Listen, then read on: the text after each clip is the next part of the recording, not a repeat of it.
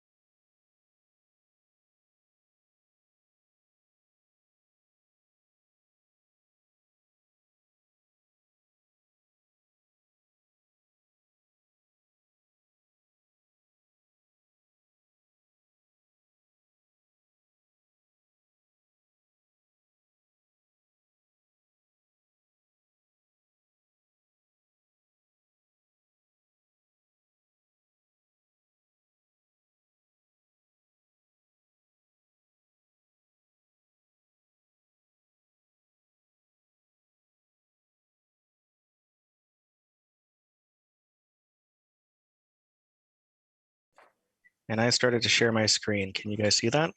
Yep. Okay.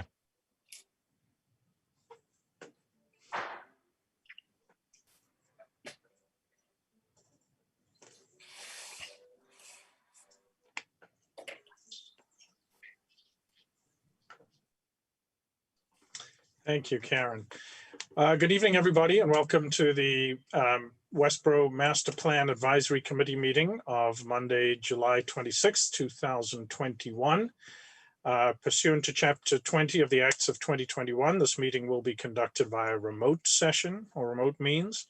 Members of the public who wish to access the meeting may do so in the following manner. Members of the public wishing to participate from their remote location are encouraged to email their questions to planning@town.westborough.ma.us. Emails need to include the full name and address in the subject line in order to be read as part of the record. No in-person attendance of members of the public will be permitted, but every effort will be made to ensure that the public can adequately access the proceedings in real time via technological means. The meeting can be viewed on Verizon Channel 28, and Charter Channel 192, or live streamed online at westboroughTV.org. In the event that we are unable to do so for reasons of economic hardship, and despite best efforts, we will post on the Town of Westborough's website an audio or video recording, transcript, or other comprehensive record of proceedings as soon as possible after the meeting. So thank you all for joining us tonight, and hope you're enjoying a bit of summer, but it's time for us to gather and just to focus on where we are. So we will review the remainder of the planning schedule. We will review the completed implementation matrix and talk about next steps and then adjourn. So depending on the amount of comment on the implementation matrix, we may or may not need all the time scheduled, but we will use it accordingly and appropriately. As we come back together, you know, I remember it was a year ago this time that Jody and I had driven across country and back and had stopped in Ohio and visited, you know, Euclid and the source of some of the original or inspiration for some of the original zoning. And as I find myself, as I continue to engage in this master plan process, that it seems to attract input from others that is relevant. And so just in the last couple of days, I received an email from the national sales manager at my company, whose brother-in-law was the narrator of a video for Lancaster, California, a community that whose city council had adopted a net zero goal for their community and has in fact substantially achieved that. And it just reminds me again that accomplishing what can sometimes in the present seem to be difficult or overcoming intractable challenges usually it comes as a collaboration between inspired leadership and engagement and collaboration with the private sector. So through advancements in solar technology, hydrogen technology, the community has been able to substantially meet its goals. And also through public assistance, the community is helping to convert all of the local residences over to sustainable energy and that sort of thing. So again, I find it inspirational. I think that it requires those of us in public service, either elected or appointed or hired, to sometimes think beyond some of the challenges that we face on a daily basis and continue to have aspirational policy making, and then to engage our private sector neighbors and residents to help us achieve that. And got another example from closer to home from Westport, Connecticut, where the local police department has now had a year's worth of data on the use of electric vehicles in their police department. I was happy to share that with Chief Lurie and have a nice conversation with him. And so I find the master planning process a welcome filter for information and accomplishments around the country that we can draw on, and hopefully through this publication of this master plan, we might inspire others as well to think beyond, the normal tenets of master planning as centered around zoning, to incorporating issues like economic development, like climate action, like public health.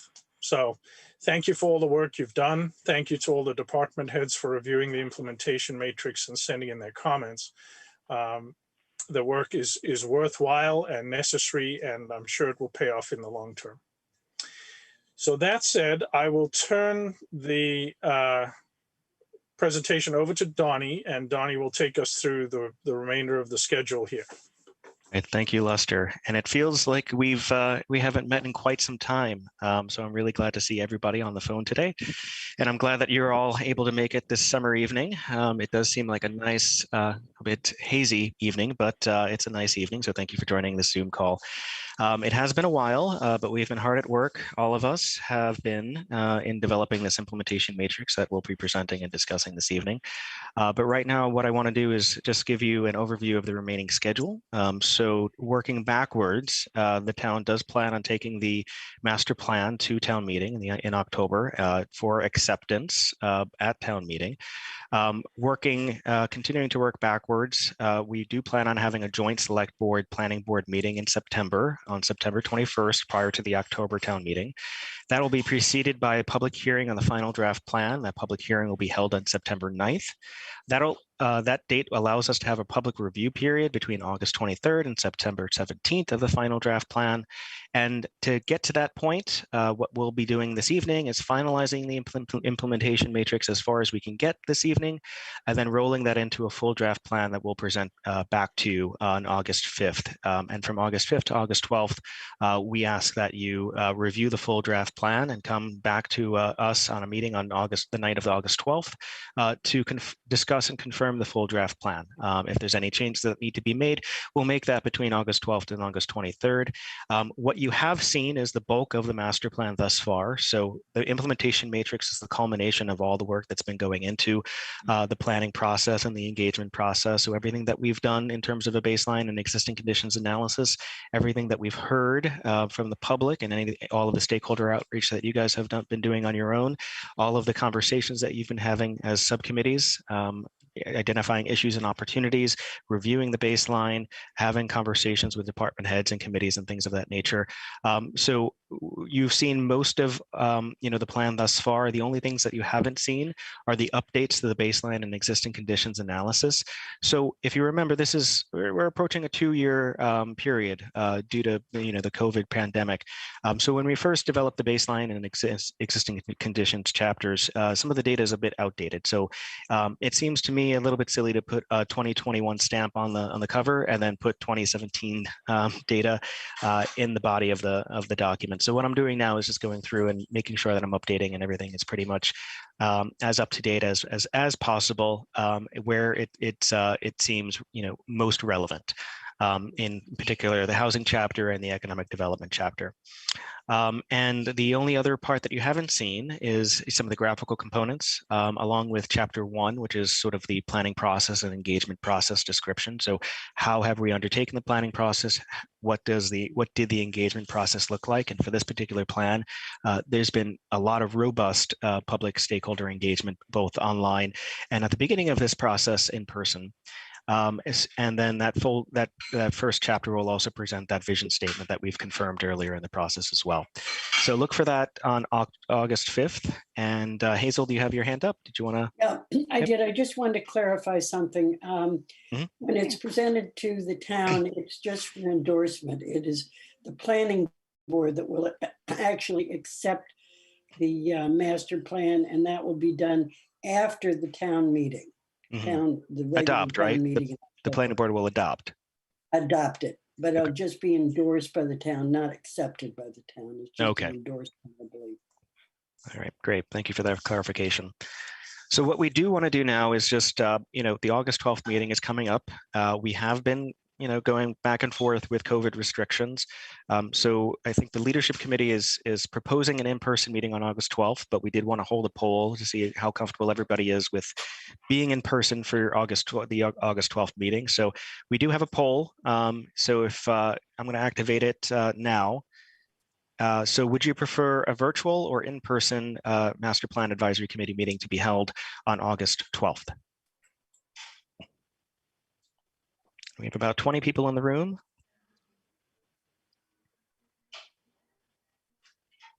A couple of more responses.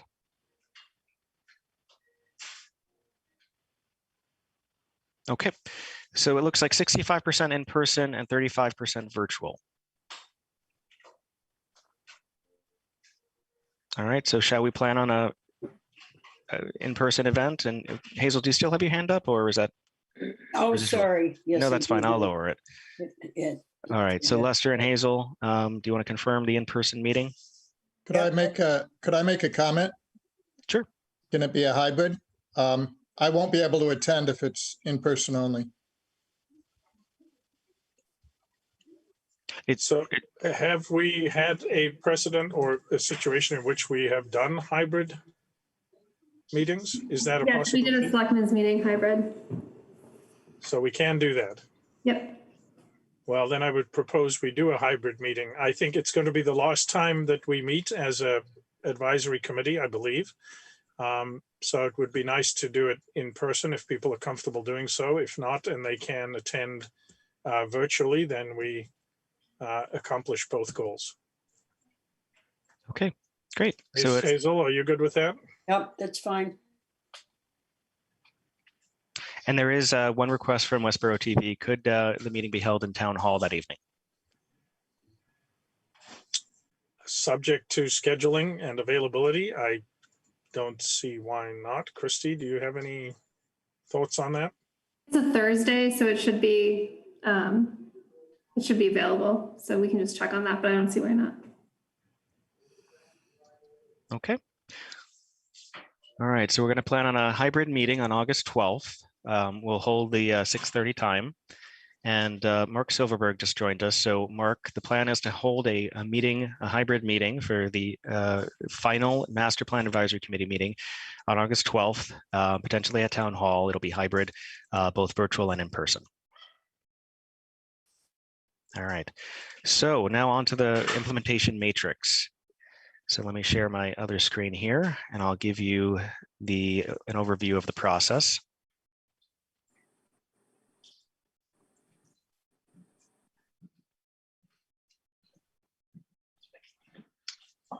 One second. Okay. All right, so can everybody see my screen now? Okay. All right, so this Yes. should all look familiar to you. You've seen a couple of iterations of this throughout the last couple of months. This is, again, really the culmination of everything that we've heard. Can't stress that enough, because it is all of the goals, it is all of the actions, and everything reflects that ultimate vision that we talked about at the beginning of the planning process. This upfront matter is just explanatory. This is an implementation element. Implementation is a required element according to Mass state regulations. And so we're calling it as such. The ideas that were generated through this process, again, come from ideas that were generated through the engagement process with different stakeholders. It comes from you guys. It comes from us as consultants, and leveraging case studies from other not organizations but other communities in Massachusetts and elsewhere, and then emerging and best practices that have that are in the industry today. And what we're really talking about is a time frame of 1 to 15 years. And as you know, that we broke down the time frames for each individual action to either 1 to 5 years, 5 to 10 years, or 10 plus years. And sometimes there was a little bit of variation there with respect to some actions and the way that some actions are carried out and the intervals of at which they need to be updated so. But in any case, we're trying to stick to that breakdown of that, amongst that overall planning horizon.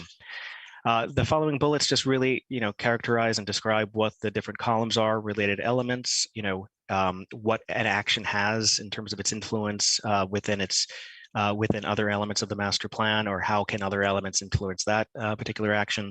Leadership, who's going to be the primary responsibility, who has the primary responsibility for implementation, who's going to be supporting them, that's the implementation partners. Cost estimate, these are very general and very high level, but they give you a sense of where, how much money needs to be allocated. Is it is it a big ask? Is it greater than $100,000? Is it sort of a low-hanging fruit, less than $50,000, and low-hanging fruit is a debatable term, but or is it somewhere in the middle, 50,000 to 100,000?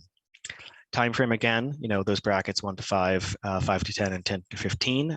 We do note if something is ongoing, we make note of that in the matrix as well. And then priority setting. So part of the conversation tonight is to confirm some of the priorities that have been identified by the Master Plan Steering Committee, or Advisory Committee rather, versus what the public said as part of Community Survey number 2. And then, there's a little bit of language here about upon endorsement of the master plan and formal adoption by the planning board, the town is going to have to implement this. So the implementation matrix serves as the starting point to guide implementation of all of the different actions that have been identified as part of this process. And what we typically do at VHB is we convert that into an Excel spreadsheet that can be added to in terms of, what is the status of this? When did it get started? Some additional columns to inform the implementation process that can be picked up by an implementation committees if the town is ready to establish that and appoint members of that committee. And to that point, what we really want to emphasize is that this is all very flexible, right? So we've gone through the process of adding, debating all of the different actions and the implementation notes as subcommittees. We've shared that with many of the departments and their heads, and the committees and their heads. But circumstances change, context changes, right? So the new grant opportunities may be available. Departments may be consolidated for very relevant for Westborough. So we just having that in mind, that this is not something that's going to be written in stone, that there is some flexibility built in there. There's going to be a lot of movement in the climate action space, as Peter knows, a lot of new regulatory changes that have recently come out. So in those types of cases, Westborough really needs to be flexible in terms of its implementation. Certain things may rise to the top, whereas right now it seems a little bit of a lower priority. And Lester, did you have your hand raised?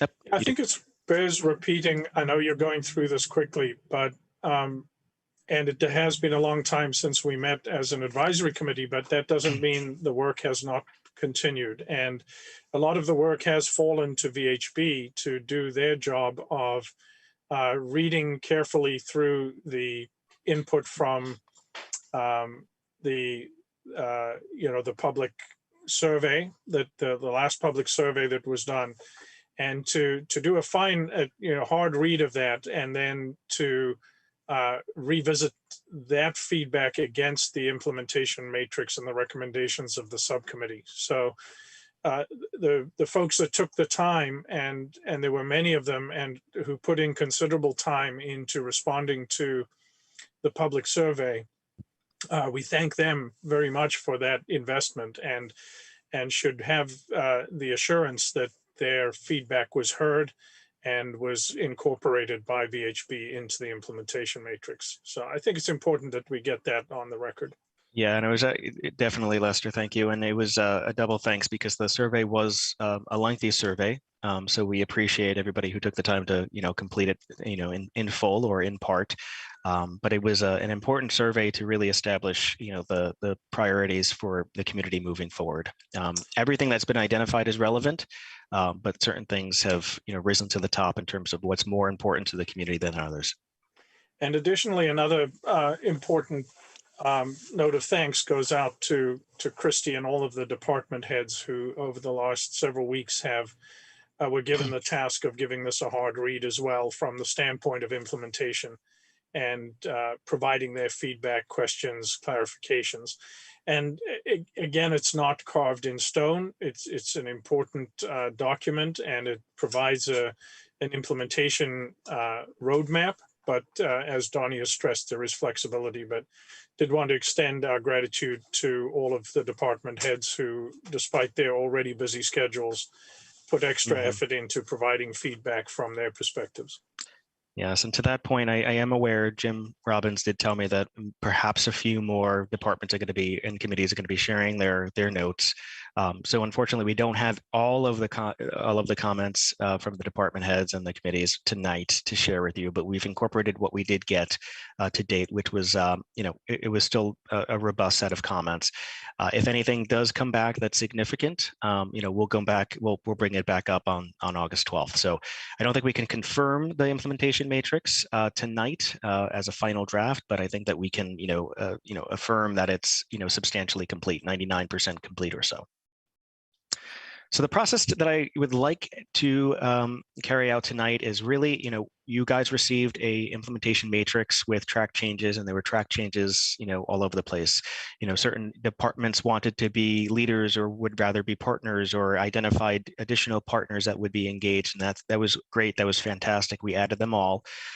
In some cases, there were adjustments to goals, which we do want to go over. In other cases, there were adjustments to actions that we certainly want to go over. Not too many changes to time frame, but there are certain areas that we want to just cover. And then in terms of the priority ranking, I think that that's where, we do want to have a conversation about, because, what I'll do is we'll go through all of the changes. I'll highlight the change that the that the public would like to make to the priority setting, so that some of the advisory committees, subcommittees identified a priority ahead of the public public survey number 2.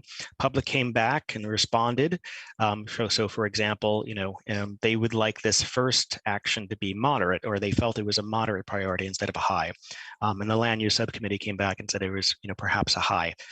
So we just want to call that out, and then at the end of going through all of the different changes, ask the advisory committee to have an open discussion about any of the public's priority rankings that you took, had a critical concern over, and then we'll go back to that.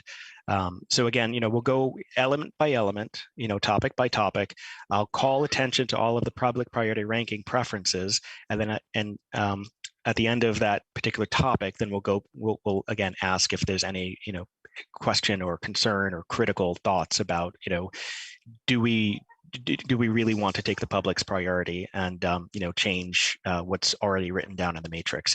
And if we don't hear anything, then we'll assume that everything that has been highlighted as having a difference of opinion from the public would be converted to the public sentiment, the public feeling about priority. Does that sound like a good idea? All right. And, so Donnie, we'll pause for that feedback after each chapter, right? So you go through them. After each chapter. Go back and the committee can talk about these, and then we're going to move on to the next one after we commented. Yep. We'll stop at some of the more issues like the goal language and the action language, just so we can make sure that we get those right. But at the end, when we're done with the chapter, we'll ask if there's any critical concerns about the public priority rankings, and if there are none, then we'll adopt the public priority rankings. And Lester, did you have a raise your hand or have anything to add or a question? Just a clarification. So you have not made the change from high. The public recommendation is moderate. Is that correct? Yep, okay. Okay. I did. I just put the public priority on the side there. I did not change what the committee wrote. Okay. Mm-hmm. I do have a comment on that one, if unless the planning board thinks the same way I do. So, but I'll let them comment first. Okay. Well, the first one is, land use goal 1 and action 1, engage a third party to review, revise as necessary the town's zoning bylaws. Committee said high, which came forth in their issues and opportunities list, and the public, noted that perhaps it should be a moderate priority. And then, so why don't I go through all of them, and then we can circle back to the ones you have issue with, and we'll make sure to come back to 1-1. So 1-3, evaluate the town zoning bylaws for opportunities to make development more efficient, streamlined. It's very similar. This is probably something that should have a matching priority. But both of these, I think the public said that they wanted it to be a moderate priority. Land use 2-2, explore the adoption of an adaptive reuse policy, which would promote the conversion of abandoned or otherwise vacant properties.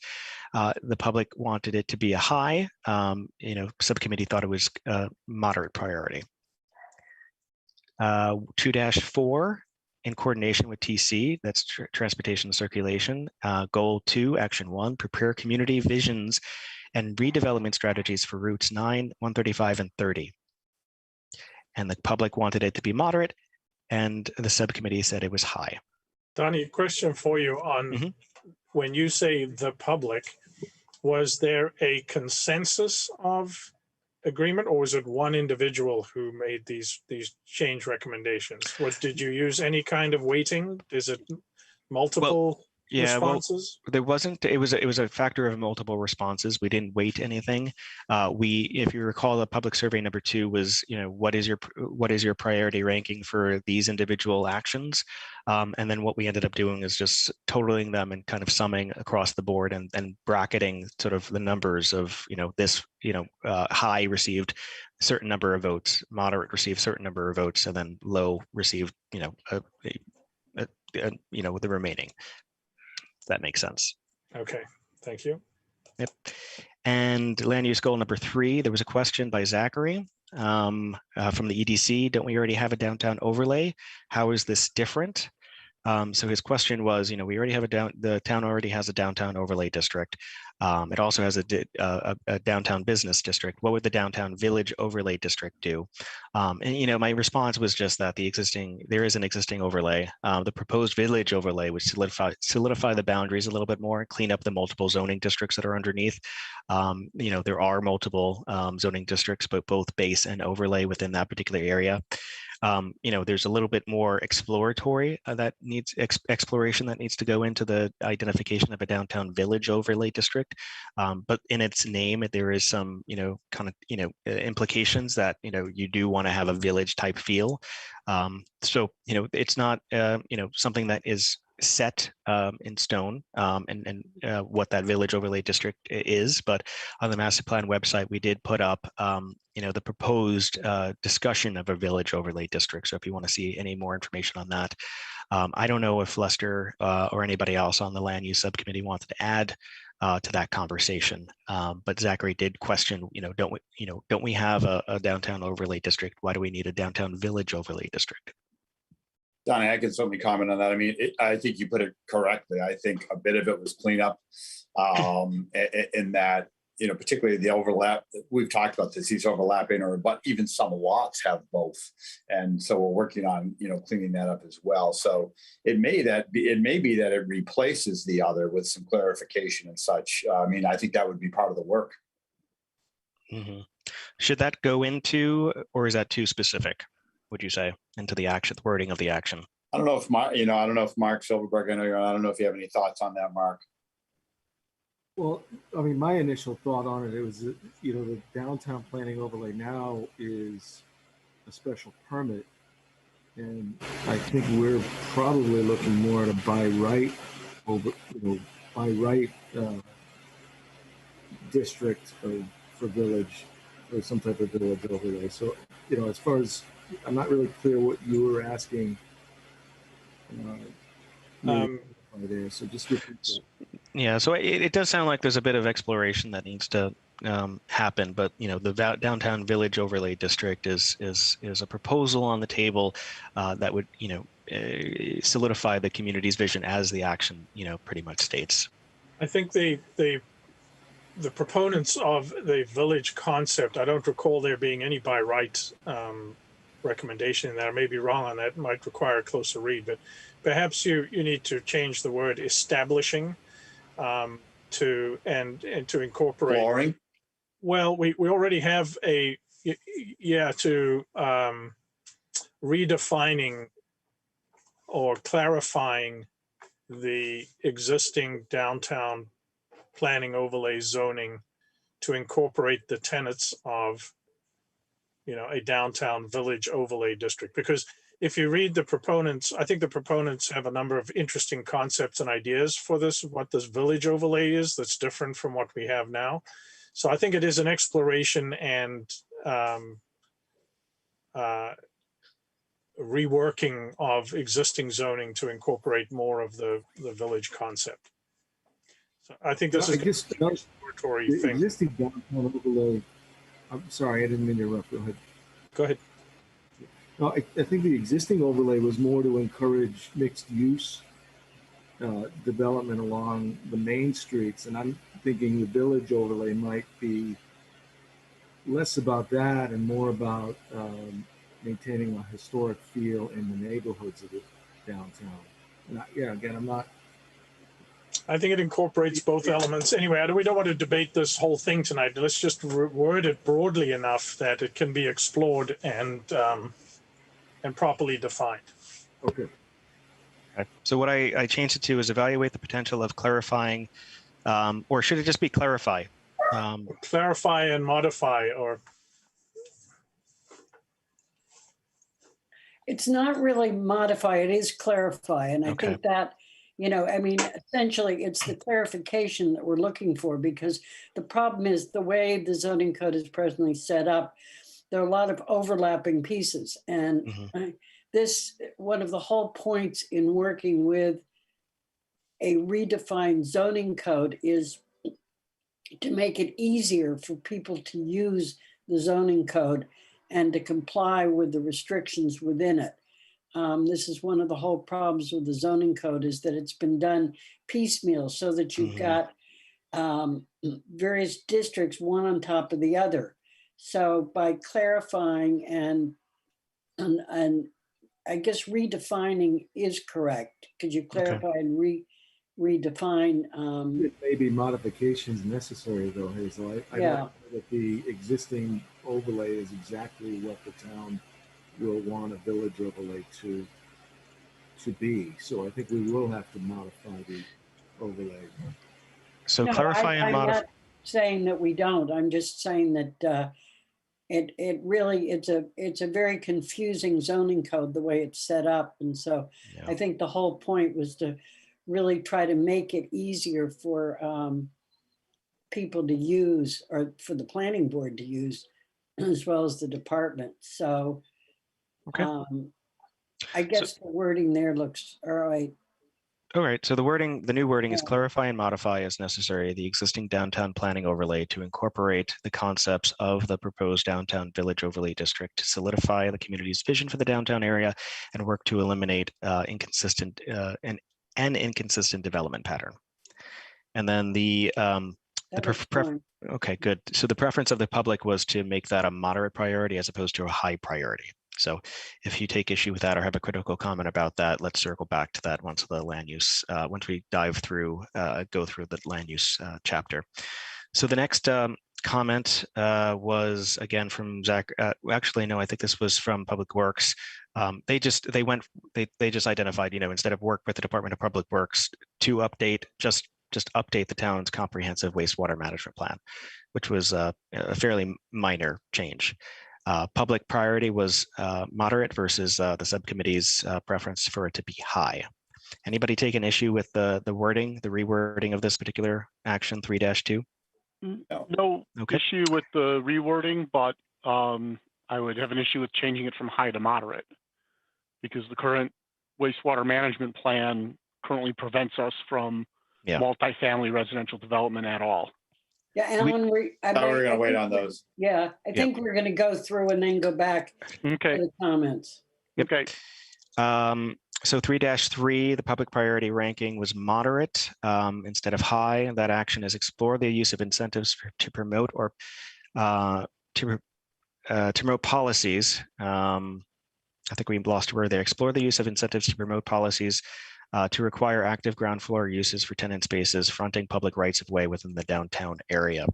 So I did suggest that it should be consistent with 3.3-4, which is in terms of their priority, because they speak to the same thing. Develop land use techniques or regulations that encourage uses that attract foot traffic in the downtown. So they public thought that this might be moderate. They all felt that this one was high. So my personal opinion is that it should match. Goal number 4, no edits there. So why don't we circle back to the critical questions on priority. So 1-1, I know that I'm going to return to that because I know that there was some concern about that. So do we want to keep it as high? And that's, again, reviewing the zoning code to clean it up in terms of its consistency and clarity. So just as a preamble to discussing this, I would just make the general comment that not until I had my arm twisted to serve on the planning board did I understand the importance of zoning. And after 6 years on that committee, I really came to understand how zoning is the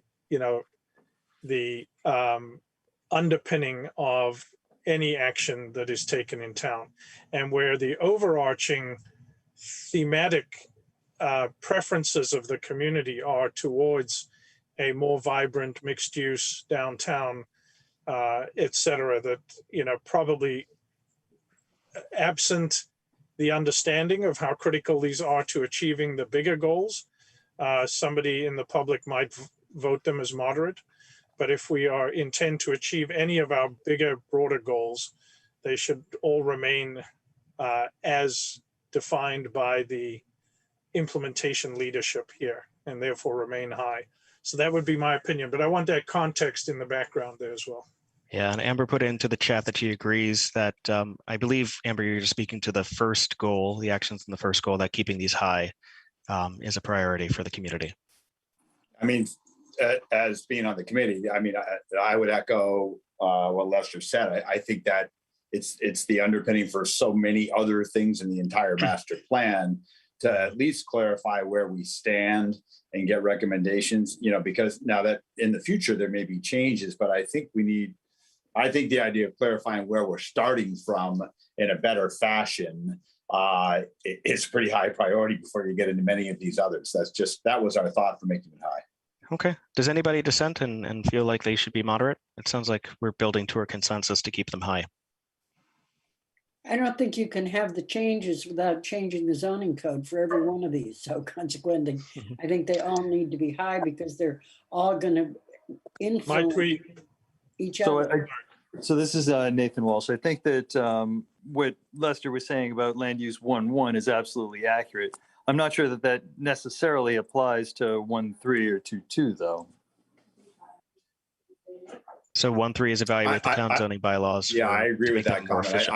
I was only referring to 1.1 and feeling that should remain high. I agree with 1.3 that moderate might be okay there.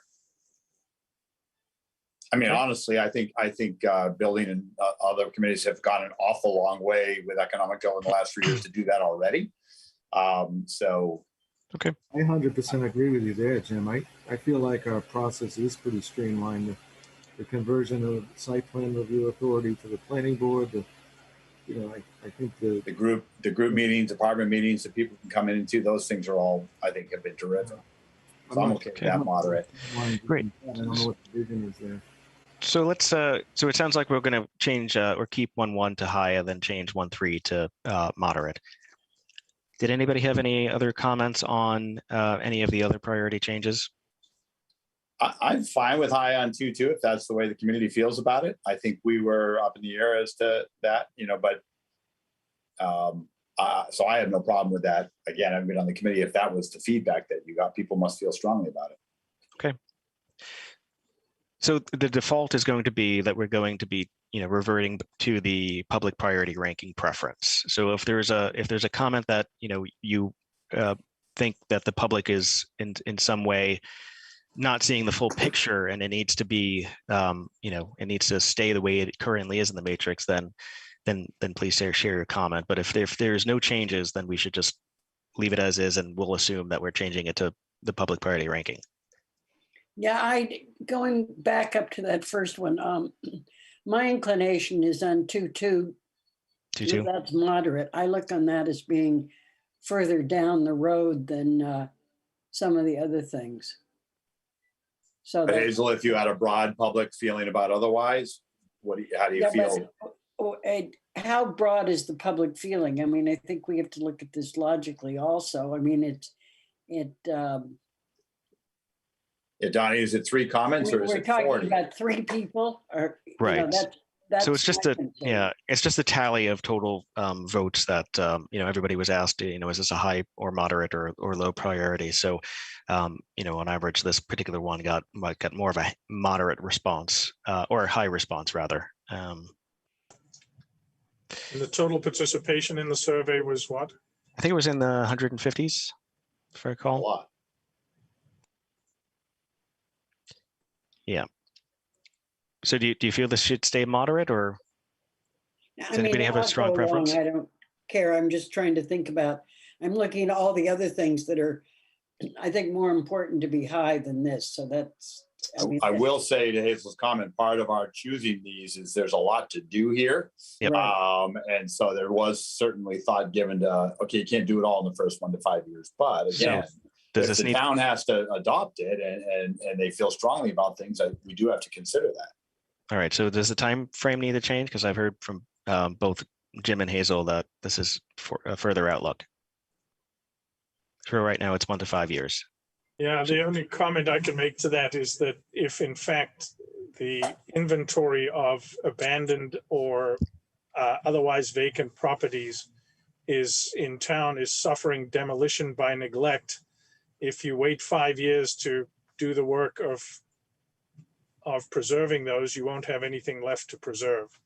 So sometimes we put the 1 to 10 years. Does that, for example, if the Veterans Park and expansion of that, we have 1 to 10 years. So this is there's some precedent to keeping that, to changing that and merging the different timeframes. Does that make more sense? Yeah, 1 to 10 years is it sounds right to me, because I honestly think it's a high priority. I'd rather develop property that's kind of. I'd rather do that and then knock down trees and I'd rather develop this property. So I think we should do 1 to 10. And change the priority to the public's high ranking, Peter? Yes. Break the tie. In my opinion, I would keep that high. I mean, when I actually was running for planning board, this is something that I was focused on, to be honest. I think how many properties in town that are vacant? I think it's a large number. Okay. So does anybody have a strong preference to keeping it moderate? If it's 1 to 10 years, that's fine as far as that goes. But yeah, and remember, there's a distinction between time frame and priority. So time frame is really when do you think you can get to it, but what is and priority is what is the level of importance, and they may not be in sync, right? Because there's going to be limiting factors that will enable you to do something. Like if something is truly a very high priority, but it's very costly, you might not be able to get to it within 1 to 5 years. It may be a 5 to 10 plus year action, but the priority can still be stated as high, if that makes sense. So they don't necessarily have to be in sync. Does that make sense? Yeah. So are we okay with the 1 to 10 years and then high? Okay.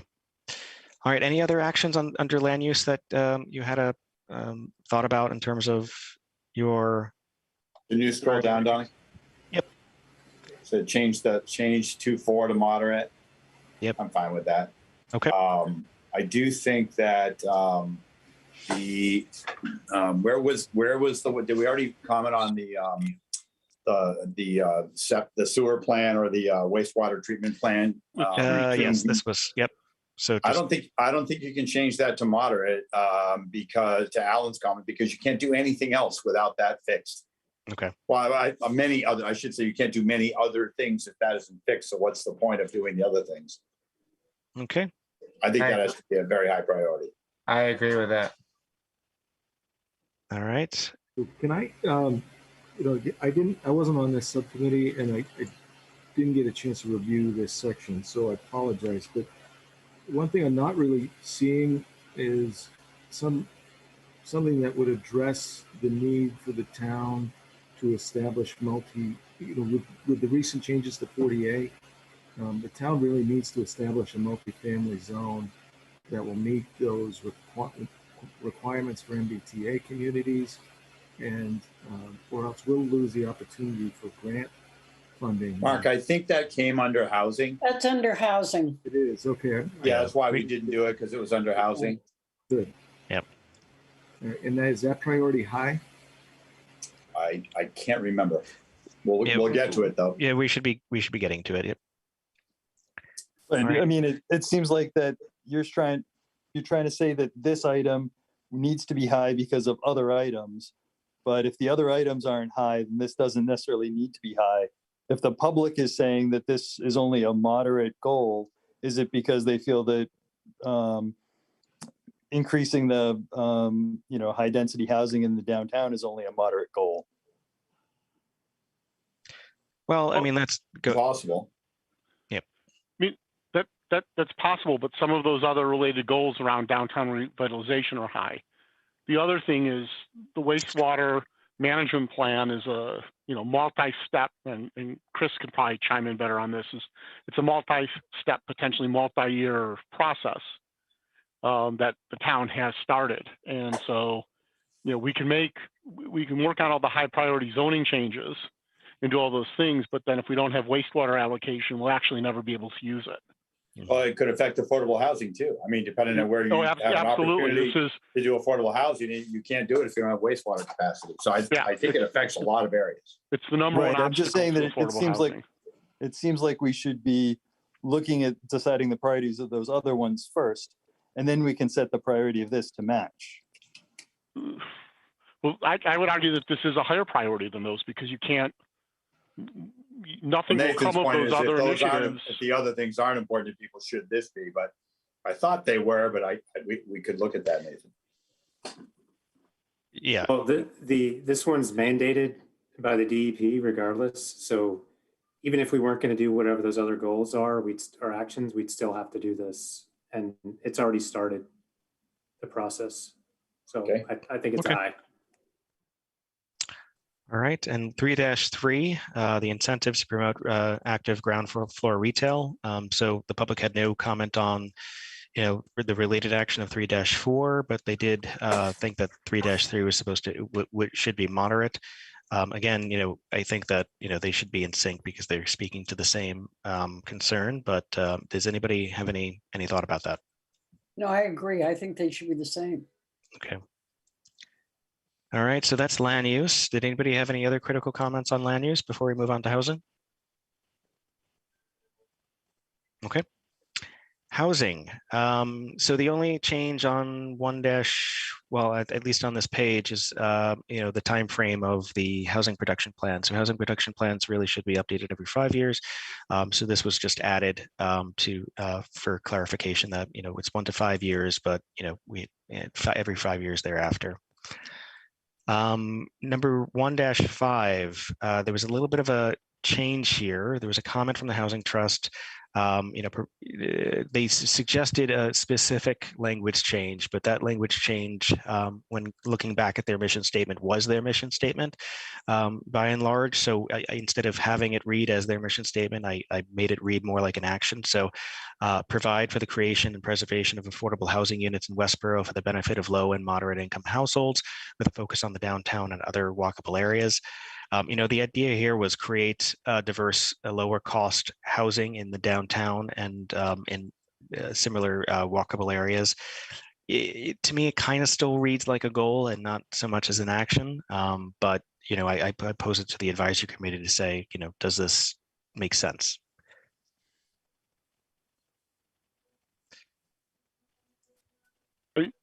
I think the Housing Trust's feedback was more have it being, the initial goal being somewhat restricted in where we might look to do affordable housing. Yes, you're right. Knowing that, we have a clear set of operating guidelines that definitely focuses on walkable areas of town. Mm-hmm. But there's also a need to have affordable housing integrated into other neighborhoods. Yep. And multiple styles of affordable housing. So, for example, this work to develop additional affordable housing on property already owned by the housing authority would be contrary to this action. Mm-hmm. Because that land would not be defined as walkable.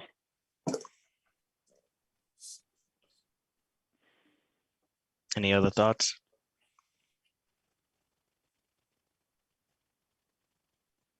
So, Alan, are you suggesting a change? Would you stop at households and not and leave out with a focus on downtown and other walkable areas? How about a period after focus on downtown, period? Well, the other change might be other walkable and transit accessible areas.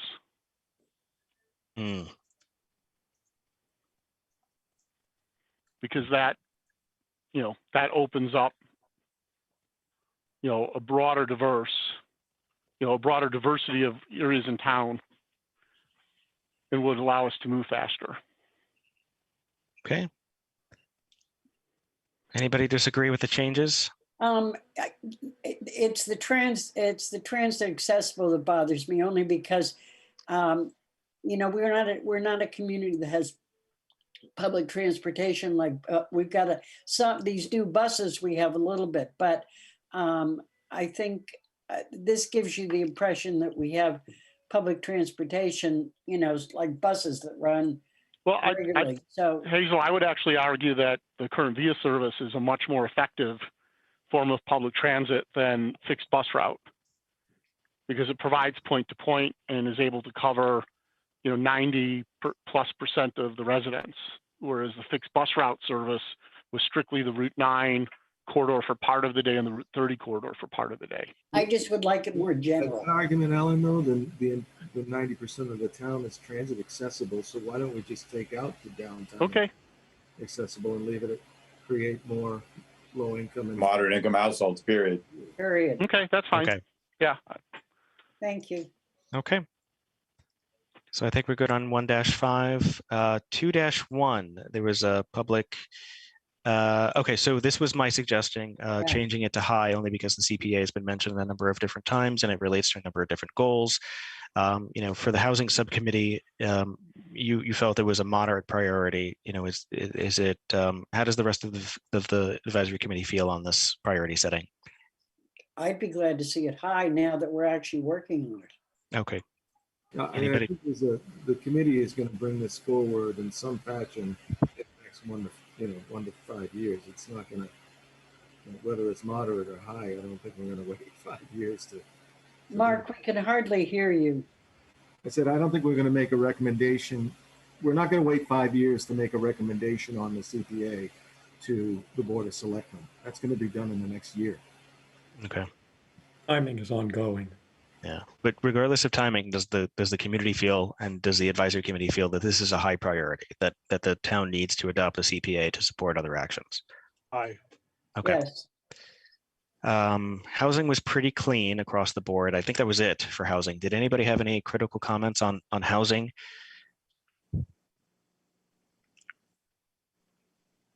I'm hearing none.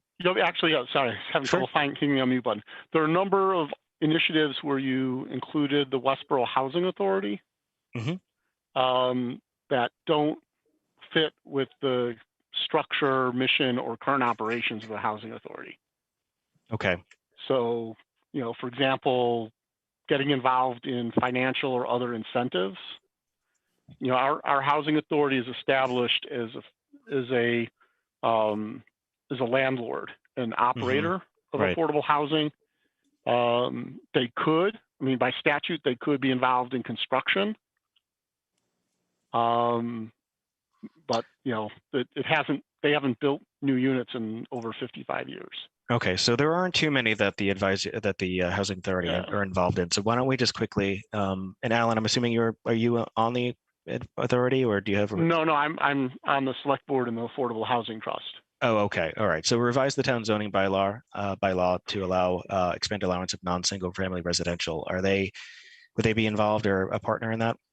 I think they'd provide a letter of support. Okay, then we can keep them there. Yeah. Explore the integration of incentives into the town zoning bylaw to encourage a greater range of housing types across a variety of price points. So as a group that constructs new housing, it seems like they would be a potential partner or have something to say about this particular action. They could. Okay. I'm not. Yeah, I see your point. I would then add to H1 I'd add the Affordable Housing Trust and the Housing Partnership Committee, who would also have input related to who would want to probably have a word on or provide input in discussions with zoning bylaw changes. Okay. So I'm going to ask you, Alan, for just the sake of time, if you can just take a copy of the implementation matrix and just note where that should be. Sure. Yep. That'd be very helpful. Thank you. Okay, cool. Anybody else on housing? Yeah, on 2-1, I would add the Council on Aging. As a partner? Yeah. For the CPA, because if we can get, them behind us, I think that's important. Okay. Anybody else on housing? And on 2-3, I would think you might want to add the assessor and developers, property owners / developers. Okay. I think I referred to them in some, just developers. Okay. So you said 2-3? Yeah, well, you actually, some places you had property owners / developers was how you'd put it in some places. All right, I'll make a call out to make sure that that's consistent. Yeah.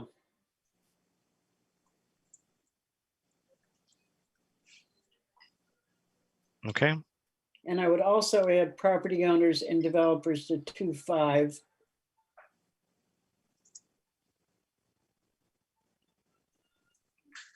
And 3.2. Okay. All right. Shall we close housing?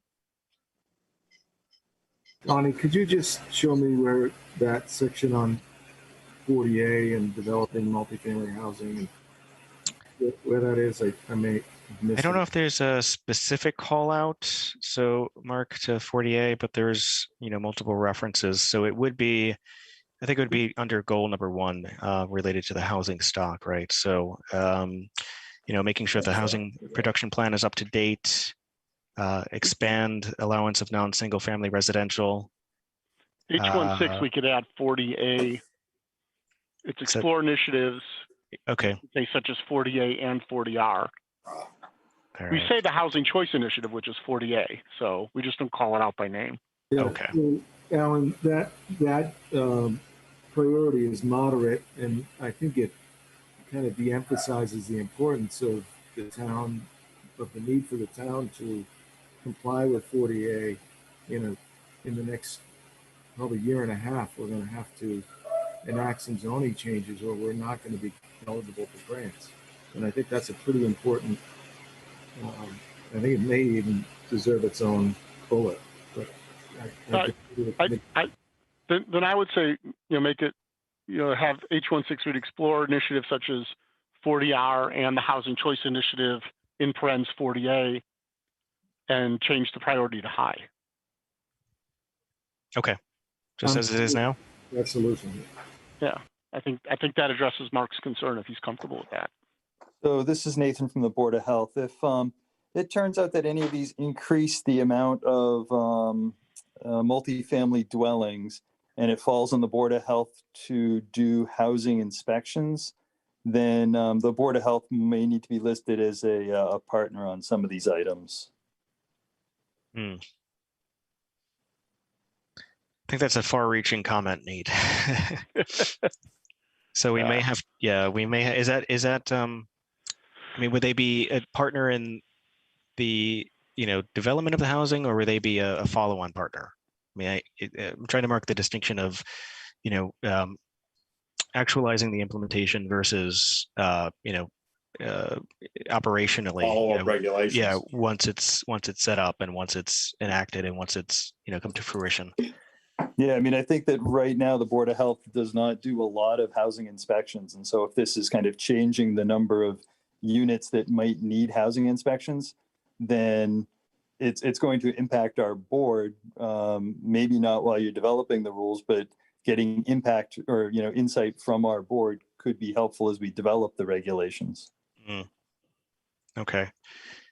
Yeah, I'll put a comment in here to myself. Input on inspection perspective. Might that go back to when we were talking about the zoning back in the preceding section? I'm wondering whether the Department of Health might fit in there. I don't know, Donnie, take a look at it because it might be.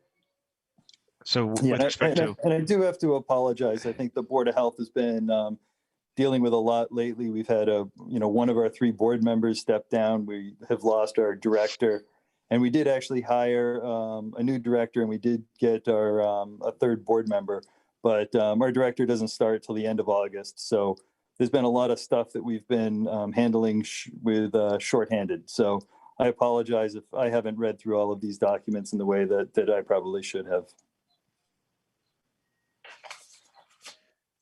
Okay, Hazel, your reference to land use, what was that in regards to the zoning? Whether the Department of Health ought to be in some of the places there, actually. Okay, well, what is the best way of going about ensuring that the Department of Health is adequately represented in leadership and partnership. I mean, Nate, does the board have the capacity now to go back and check to make sure that they're properly represented, or? So I think that as far as leadership, I don't think that's at all what we're looking for in any of these categories. But as far as a partner, I think there's probably a few. I can try to go through and make a note as to where I think it would be most appropriate. But without a director looking at it, we'll do our best guess. Yeah, and this is just a suggestion, really. This is just it's taking a step back, and as a reminder, this is a tool for the implementation committee. So the implementation committee perhaps is formed. They need to pick up the implementation matrix and say, okay, what are we working on? Okay, here we want to work on this. This is a 1 to 5 year time frame. This priority is high. We want to reach out to the Westborough Affordable Housing Trust, and then the implementation committee gives the Westborough Affordable Housing Trust suggestions. This is who you may want to reach out to in support of this particular action. And there may be others that are missing here, but this is sort of a guide. Okay. Simply a guide. So I'll send you some comments after this meeting, so we don't slow it down. All right. And by the way, in terms of leadership, if you haven't taken a look at the public health section, I think that there are quite a few where the Board of Health is a leader. Is a leader there. Yep. All right. Anything else? One question on the Community Preservation Act. Is that something Sustainable Westborough should be involved in as one of the funding opportunities? I believe is open space and tree preservation and recreation, some of those things, environmental.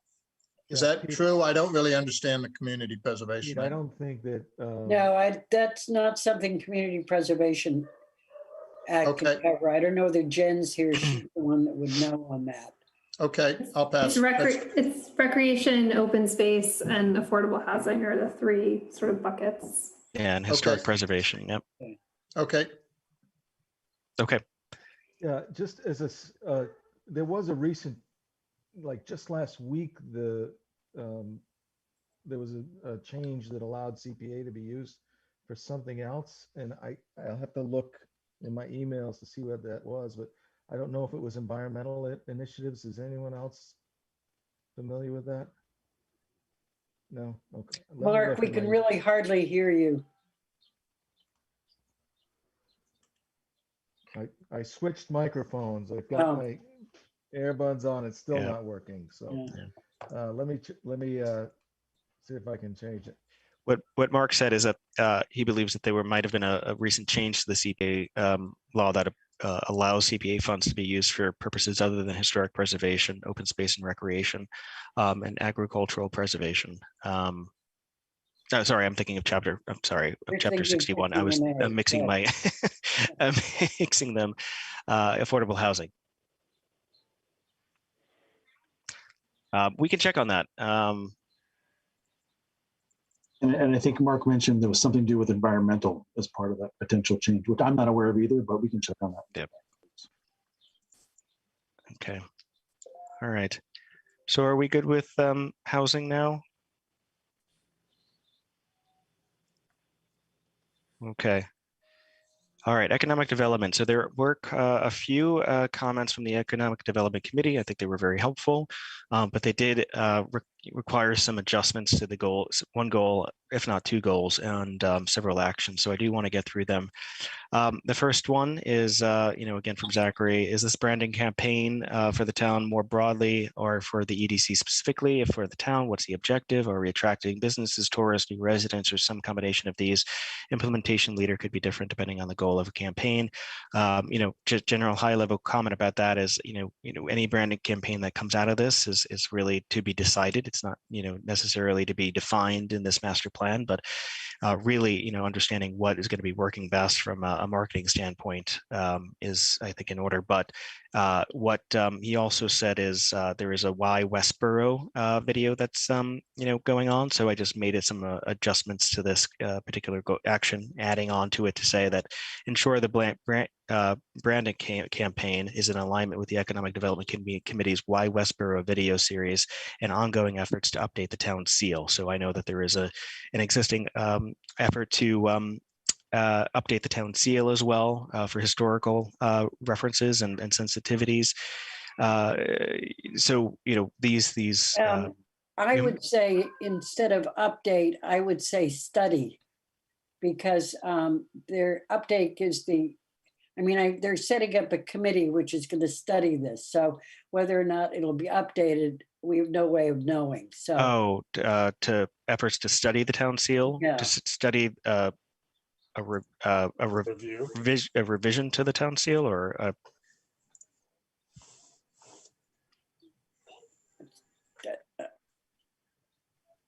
all right, a possible revision to the town seal. okay. And I would add on that branding campaign as an implementation partner, Westborough TV. They are there. Yep, they're a leader, actually. Yep. Oh, sorry. Okay. Yep. Apologize.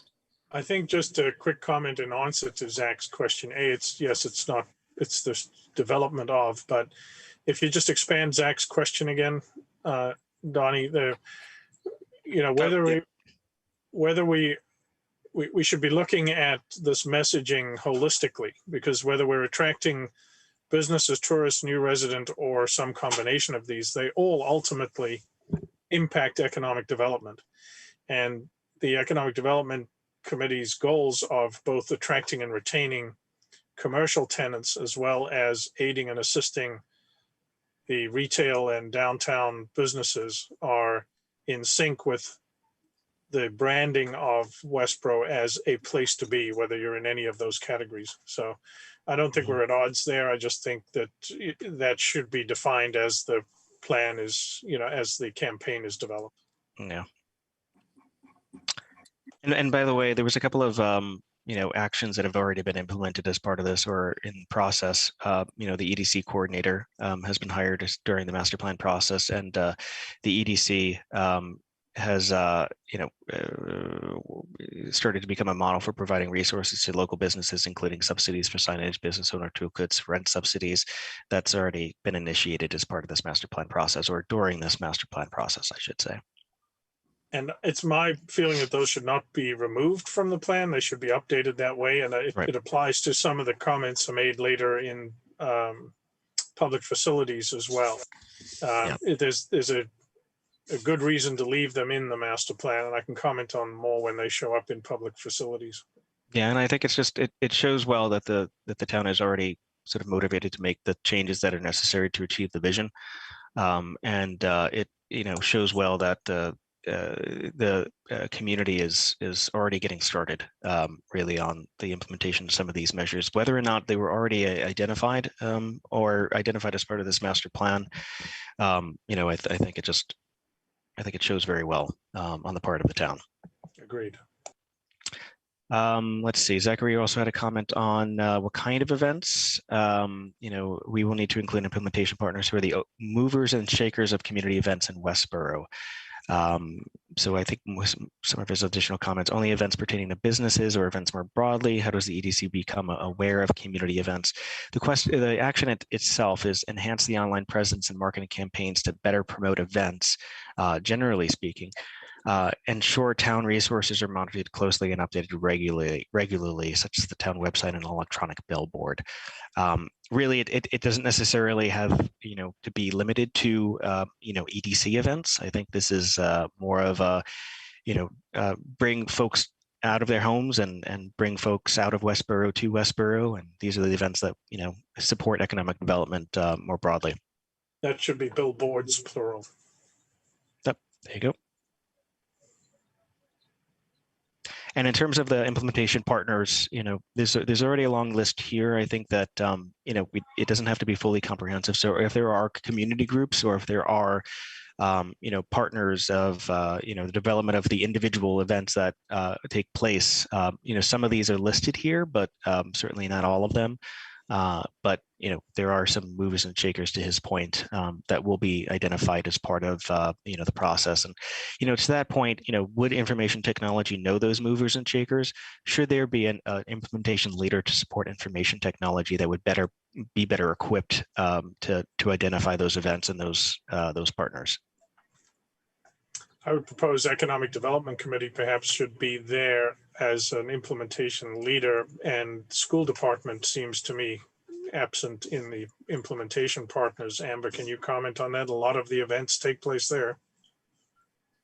Certainly willing to be a participant. We do a lot of, I guess, passive marketing and just what we push around through the listserv that we have. So we stay close on the communication network. So it's fine to be listed there. I would move the recreation department over to leadership. Jen, do you have a problem with that, or are you okay? Nope, that's fine with me. Thanks. Okay. Go, Jen.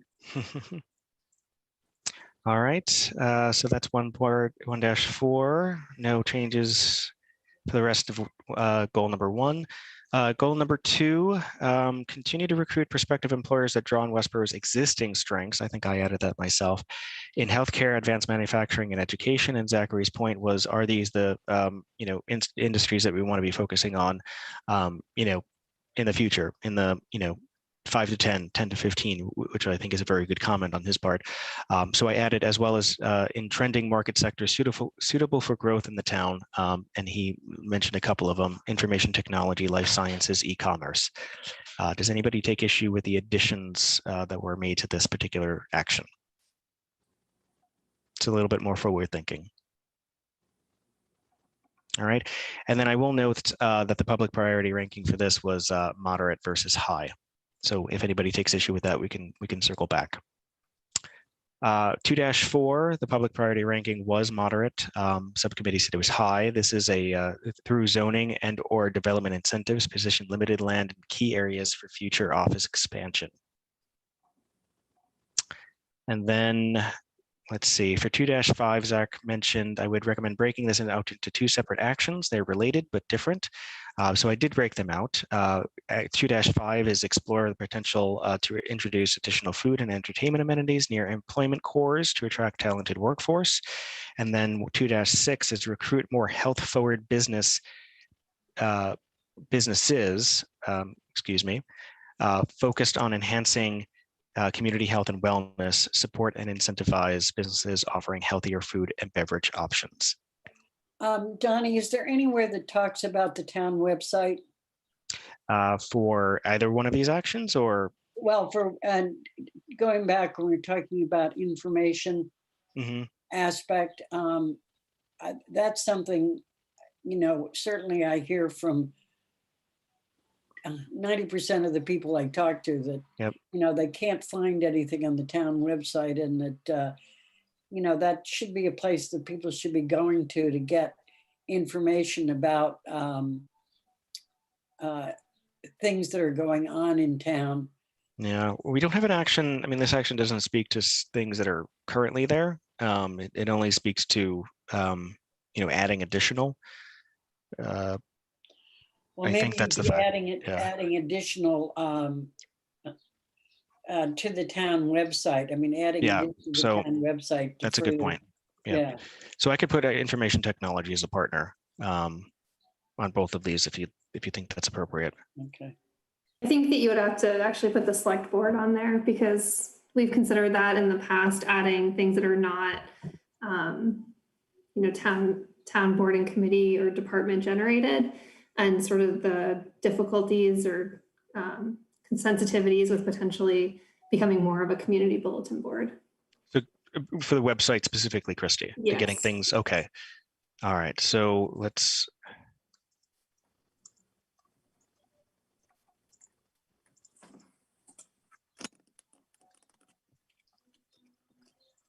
Okay. So I carried forward a lot of the different, leading entities and partners for each of these, because they, I do think that each would probably have a role in some of these activities. Timeframe seemed appropriate to stay as is. Both of them are low-hanging fruit and not terribly expensive. And the ranking seemed reasonable and logical to keep them both as moderate, though the public thought that this one was of a high priority as opposed to a moderate priority. So if you have a concern about this action and following action 2-6 going from moderate to high, and then we could talk about it at the once we conclude economic development. Chris, you had a comment on 2-7, and I posed this to the committee. It's support future development by ensuring reliability and capacity in key infrastructure such as water, sewer, and electrical. To your point, DPW already does this. This is their role. I'm not sure how it would be measured in regard to the master plan. You do recommend removal. So does anybody have a thought on this? This is one of those that, and I'm okay if the committee decides to remove it, but there are times when the presence of a item in the master plan is useful when advocating for budgets and things at town meeting. There are certainly communities whose public works departments do this in varying degrees and with varying priority. I think Westborough does an excellent job and prioritizes it well and values it. But if the intent is to ensure that that level of commitment and value endures, it might be worth keeping it in there. But that's just a broader perspective for something maybe.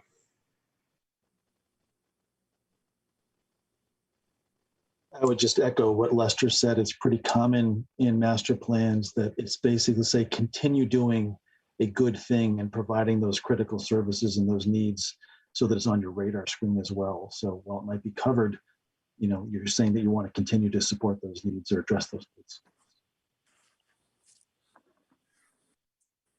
To that point, I changed it from just support future development to continue to support future development. Any thoughts, Chris? I'm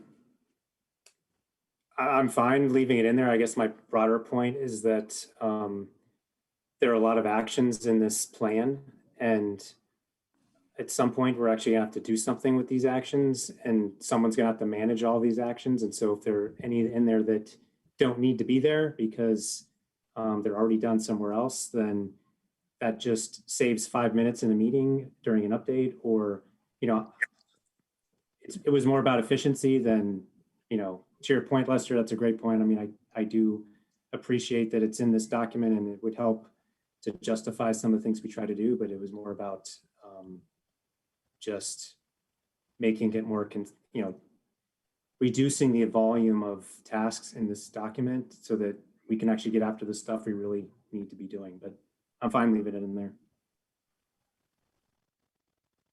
And we could change the status to, what was the status that we changed the other two to, accomplished or ongoing or something. Christy, do you have any thoughts on the value of keeping it in the document or not? I think that part of the reason that this was put in was because of the concern about sewer capacity. But, to Chris's point, I think, he's right that, if it's an ongoing thing, I suppose you could go either way, given your comments, Lester, about, just sort of supporting what we're already doing.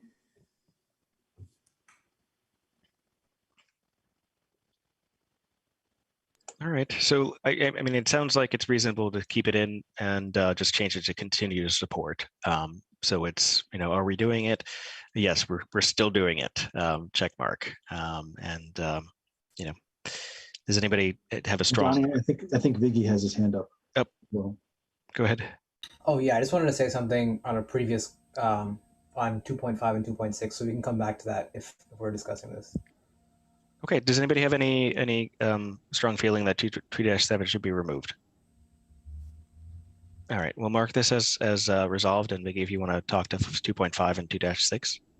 Yeah. Just to the mention of a website or a more comprehensive, easier to kind of use website. I'm kind of thinking, is there any way we can kind of loop in social media into this type of advertising or awareness raising? Because I feel like the town website is well known, but again, not utilized that much. And I think there's a benefit to be had of moving things onto social media as well, because a lot of people are already on there, especially the students, which I'm inclined to say as for my position. But I'm not sure how that would work into the implementation partners, but if there's any way we could have like a social media account advertising the goings on about town and things like that, I think would really help loop a lot of people in. Okay. So I started to try to add this in here, and I think that's a very good point because to Hazel's mention of information technology, it's not really mentioned here. So if we just do an add-on to say, explore the potential to introduce additional food amenities, ... advertise such amenities on the town's website and through other community informational, struggling for a word here, media channels. Sure, yeah. If that works. Is media the right word? Mm-hmm. Okay. Recruit more health forward businesses, focus on enhancing community health and wellness, support and incentivize such businesses offering healthy food options. We could say something similar to ED 2-5 or in coordination in concert with 2-5. Advertise such businesses on the town's website and through other community media channels. Does it make sense? Yeah, sounds good. Donnie, would it be possible to combine those two? You might want to look at combining those. They were originally two, and then the suggestion from Zach was to separate them. I think they ought to be one, but that's my own feeling. Because you're really talking about the same thing. Not really. They're kind of different. One is about putting food establishments near employment, and the other is about trying to put healthy food establishments all across town.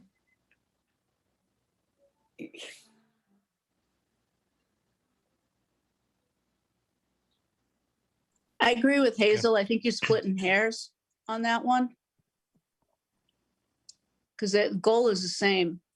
Okay, so then we should probably just strip out the near employment centers, right? And just have it be for, establishing healthy food businesses, right? I think if I could comment, the source of this was the student survey, and there was some specific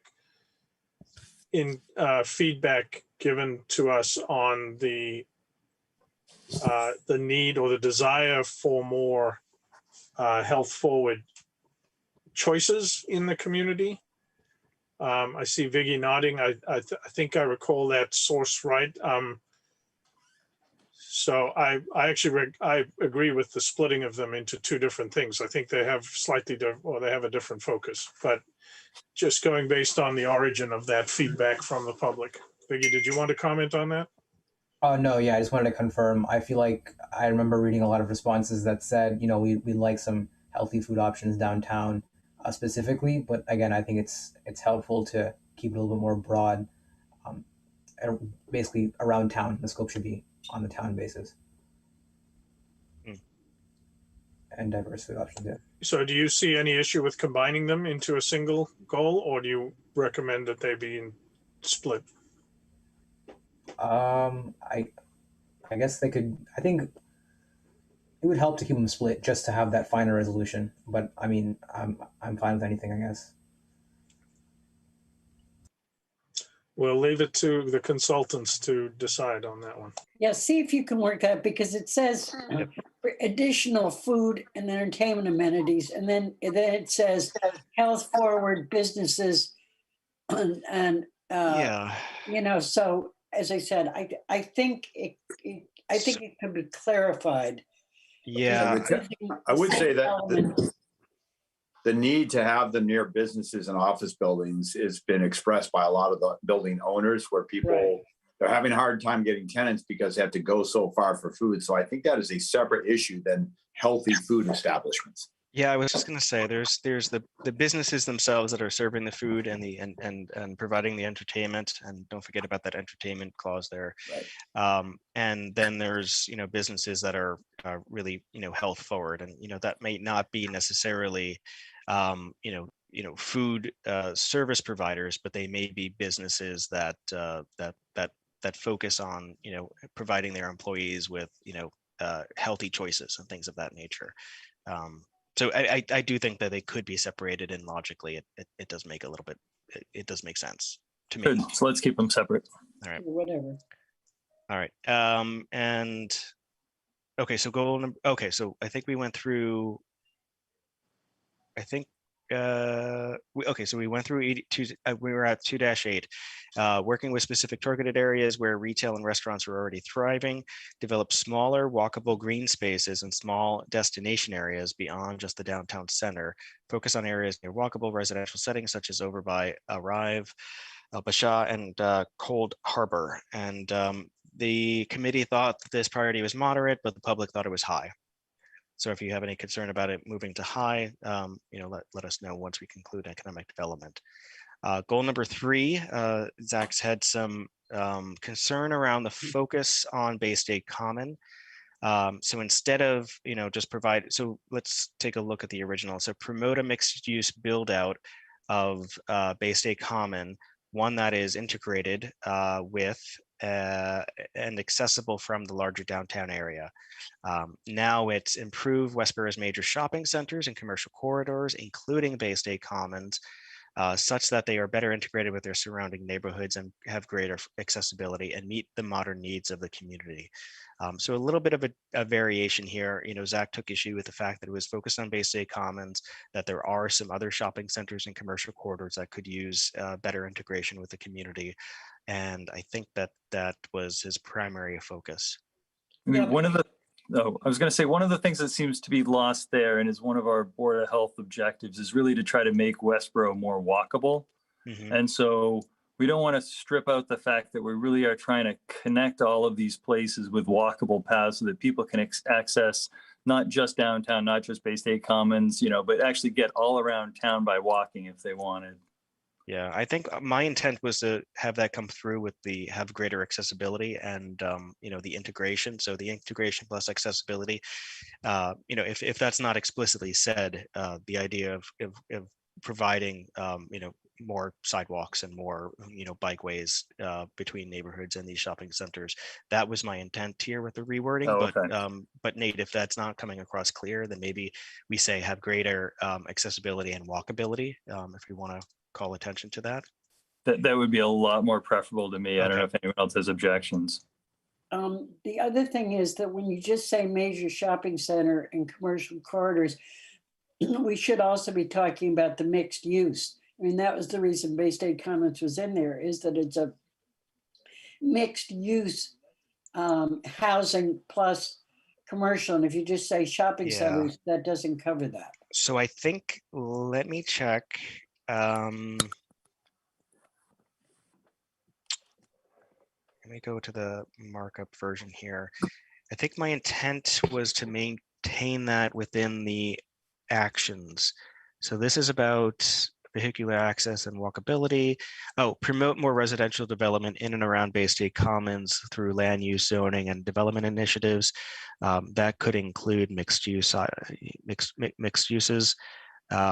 More entertainment-driven uses that might get to that point, Hazel, as well, to a certain degree. Design interventions, more visible, accessible, welcoming, and vibrant. You can build, mixed use into that. Incorporate teen, So, I think my intent was, or my thought process was, okay, it was in the goal, and it's reflected in the action. So if the verbiage is removed from the goal, it's still a focus. But if you want to specifically call it out, maybe we do it here in 3-2, more mixed use.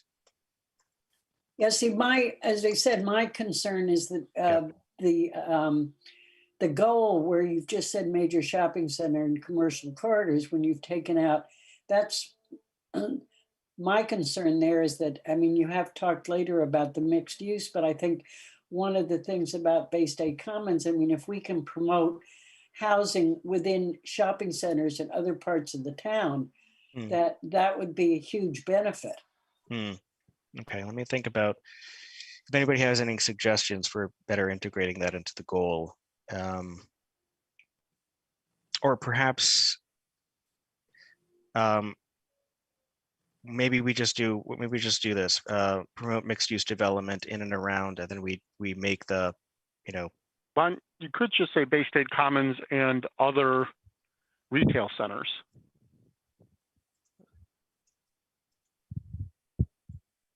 Or like Bay State Commons. As I said, I just would like to, I think it's really important that the town look towards developing things like Bay State Commons, if you could, in other areas of town where you can maybe put some housing in shopping centers where you have vacant buildings. I mean, you never know. Okay. All right. So Hazel, I think it was Alan that spoke up there. Sorry, Alan, I have my gallery view no worries, shrunk. So it was you. It was. So based on his suggestion, promote mixed uses, mixed use development in and around Bay State Commons and other shopping centers through land use, zoning, and other development initiatives. Does that cover your concern? It still doesn't answer my question about the fact is what I don't like is in the goal. It's removed from the goal. Okay, that's what I don't like. I want mixed use. Yeah, improve shopping centers such that they have a greater mix of uses, are better integrated with their surrounding neighborhoods, and have greater accessibility and walkability. That's fine. And meet the modern needs of the community. Does that make sense? Yep. Okay. All right. So why don't we go through each of the, because they're all, sort of related, because in each of these different actions, Bay State was originally called out, and now they're just changed to, and other shopping centers, the town's major shopping centers and commercial corridors, same here, same there. Really no other significant changes. That anything that was Bay State Commons specific was now mentioned, more broadly, of course, to include Bay State Commons. Is there any way we could at least emphasize Bay State Commons for at least kind of 3-4 and 3-5, because 3-4, yep. Again, this is another example of something that came from the student survey, and particularly Bay State Commons is the one that's targeted because that's already a spot where a lot of students like to go. So it would help to kind of prioritize Bay State Common rather than kind of broadening that. Okay, so explore design interventions that could make Bay State Commons, as well as the town's other major shopping centers, commercial corridors, more visible, accessible, welcoming, and vibrant. And then incorporate teen-friendly amenities into Bay State Commons. Donnie, a question later in the document, there's reference to a Bay State Green Committee. And that's not a committee I've ever heard of. Can somebody enlighten me? Is that a committee that exists in town? And if so, should they not be a implementation partner in any of these referencing the Bay State Commons? Is that a committee? I don't believe that's a committee. Yeah, there used to be a committee, but I don't think they're in existence anymore. Can you do a search on Bay State Green? I can look really quickly, but I don't believe that's a committee. Yeah, I think there was a committee to look at the use of Bay State Green as far as the pavilion and the playground. So it was actually referenced with the subcommittee. I was on the NHC, and it was determined that there is no such committee at the present time. So any reference to it is incorrect, because it was referenced in one of our goals or action items. I can't remember which. All right, so why don't we just delete them there as well as there. Yeah, and then there's no need to add them anywhere else. Yep, I think that was the only action. Okay. Okay, thank you. All right. While I've got you, Donnie, we're at just past 8 p.m., 90 minutes into the meeting, and we're on page 17 of 52. Yep. This is a very productive discussion, and we're getting a lot done, but I'm wondering whether you can think about or signpost a path forward?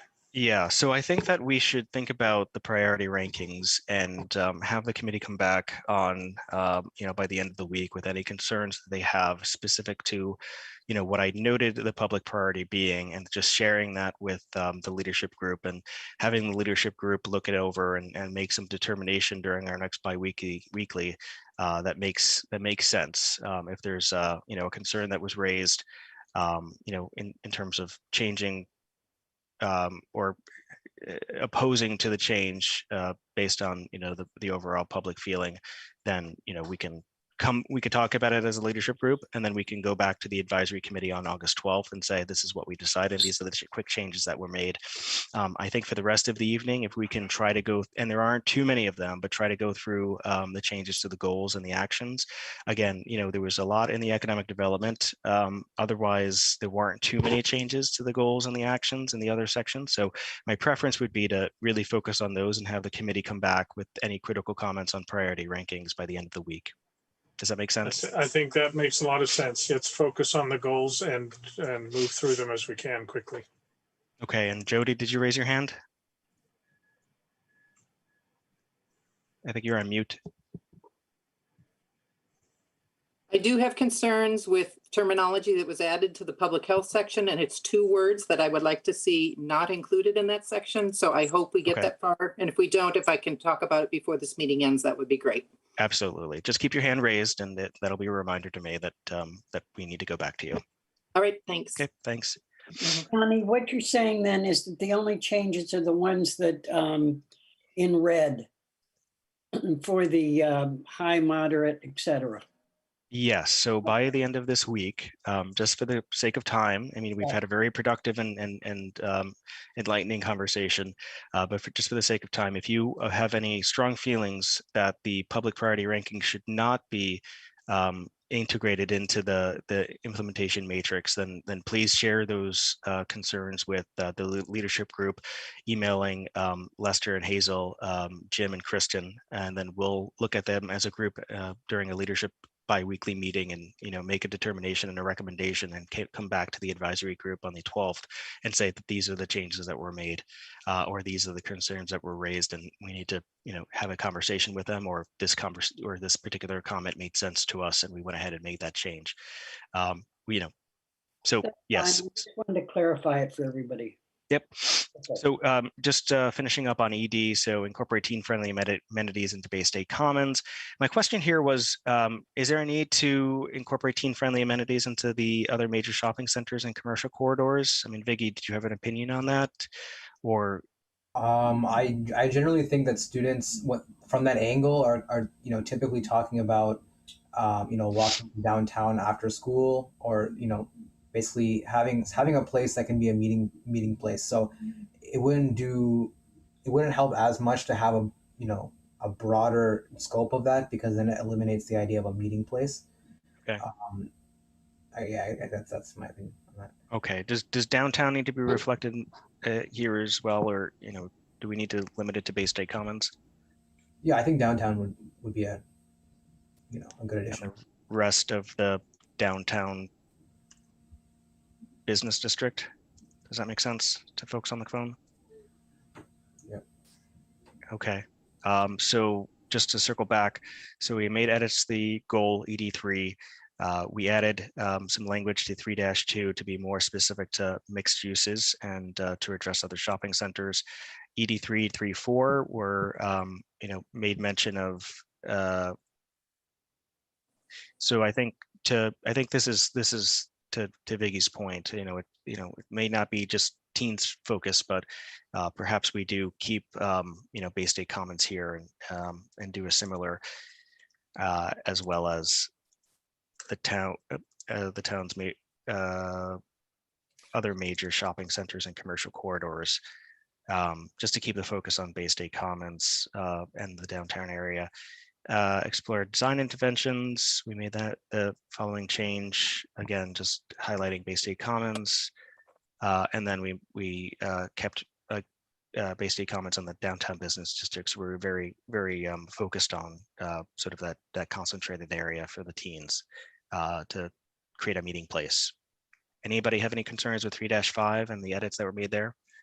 One more quick thing. I'm not too sure. I believe there's like a student youth council, like I'm not sure the name of the committee, but there's like an interface between the town government and then the high school, and there's like a student ambassadors that are elected to that committee. I was wondering if that could be an implementation partner there. Yep. Amber, do you know student youth committee?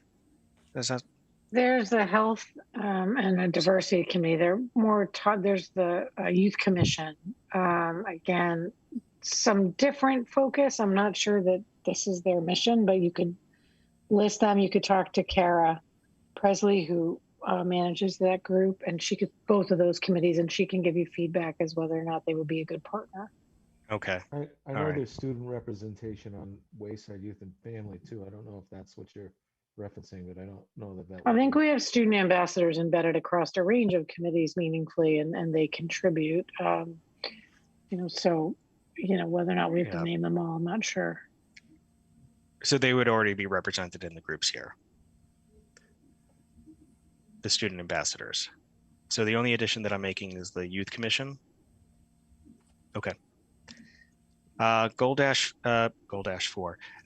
4, action 2, consider strategic partnerships with local and regional high schools and higher education institutions to help grow the pipeline of talent for key target industries across Westborough. Now, Zach's comment was just a thought, but will vocational schools and community colleges have the right talent pipeline for our target industries, which I think is a valid, comment. So we just broadened it a little bit, so not have so much a focus on vocational schools, and but really just having a broader reach to all local and regional high schools and higher education institutions.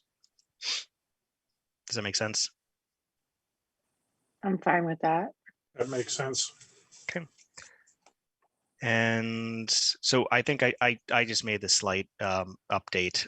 So identify incentives or grants to support small businesses during COVID-19 pandemic and potential future pandemics, really, because are we on the cusp of ending this? Perhaps will this be completely relevant at the time this plan is adopted, or at the time that the implementation committee picks up this matrix, maybe. But the prevailing sentiment is that this is not the only pandemic we're going to go through. So just making sure that we're thinking about this ahead of the game, and that the town is not caught flat-footed with a retail establishment and a restaurant and entertainment industry that requires support and not having sort of an understanding of where that support is going to be coming from. I think that's appropriate. I support that. Okay. Let's see, any changes? So this was just a reference to a coordination effort. So land use 2-3 and ED 2-5. This was a recommendation by Zachary that they do relate. So this is really just in addition to say, take a look at these other actions when you're thinking about enhancing the retail mix in downtown. So not as significant, but I did want to call it out. 5-5 provide. Okay, so this is what the EDC doesn't necessarily do this. They don't get involved in tenant negotiations. So what they did suggest, and what I made adjustments to, is instead of saying that you're going to support the tenants in those negotiations, which could be a leading thought to say that perhaps they would get involved directly, but instead provide guidance to tenants in support of landlord-tenant negotiations. For example, referring people to nonprofit organizations that handle such negotiations and disputes. You okay with that? I think that's fine. Okay. That's economic development. If you have any concerns with any of the actions. Actually, on that one that we were just talking about, is the Board of Health listed as a partner on there? Because we actually are actively involved in supporting tenants and in landlord-tenant negotiations sometimes when it relates to the housing code. Okay, so maybe you're a leader then with the EDC. Instead of a partner. Does that make sense, Nate? Yep, that could be. Okay. And this is still worded, vague enough that if you do get directly involved, that that's covered. Yep.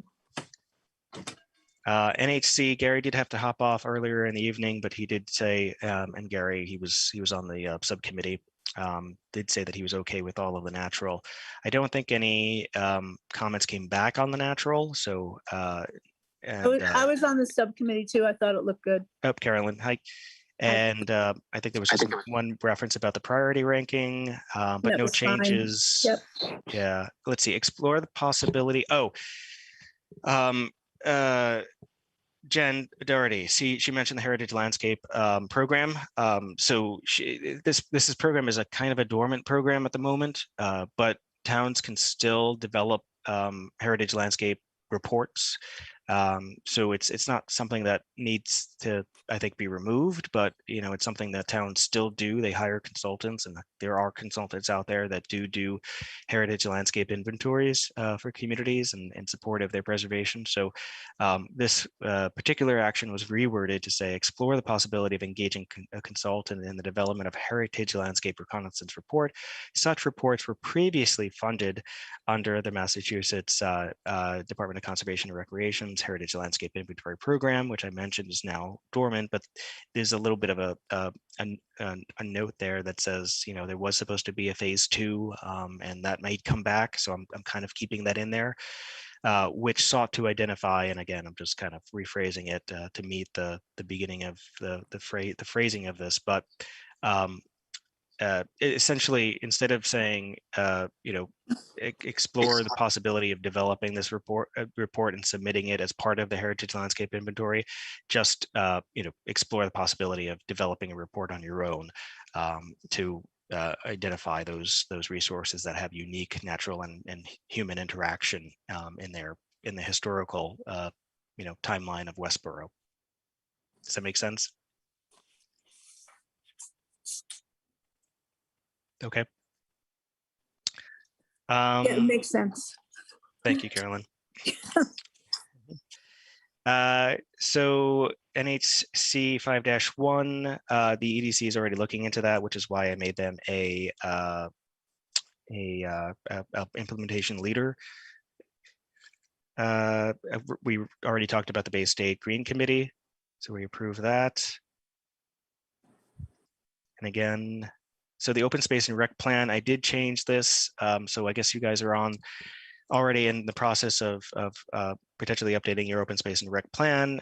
What I did was I just changed it to 1 to 3 years because you do anticipate it happening within that time frame, and we made an adjustment for that. But such plans need to be developed every 7 years to enable the town to be eligible for funding. So I just put in every 7 years.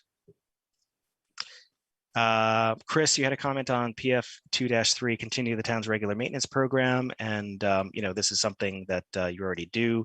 As you noted, this is very similar to, one of the other, I think it was the ensure proper capacities and services and facilities, up in, I think, housing.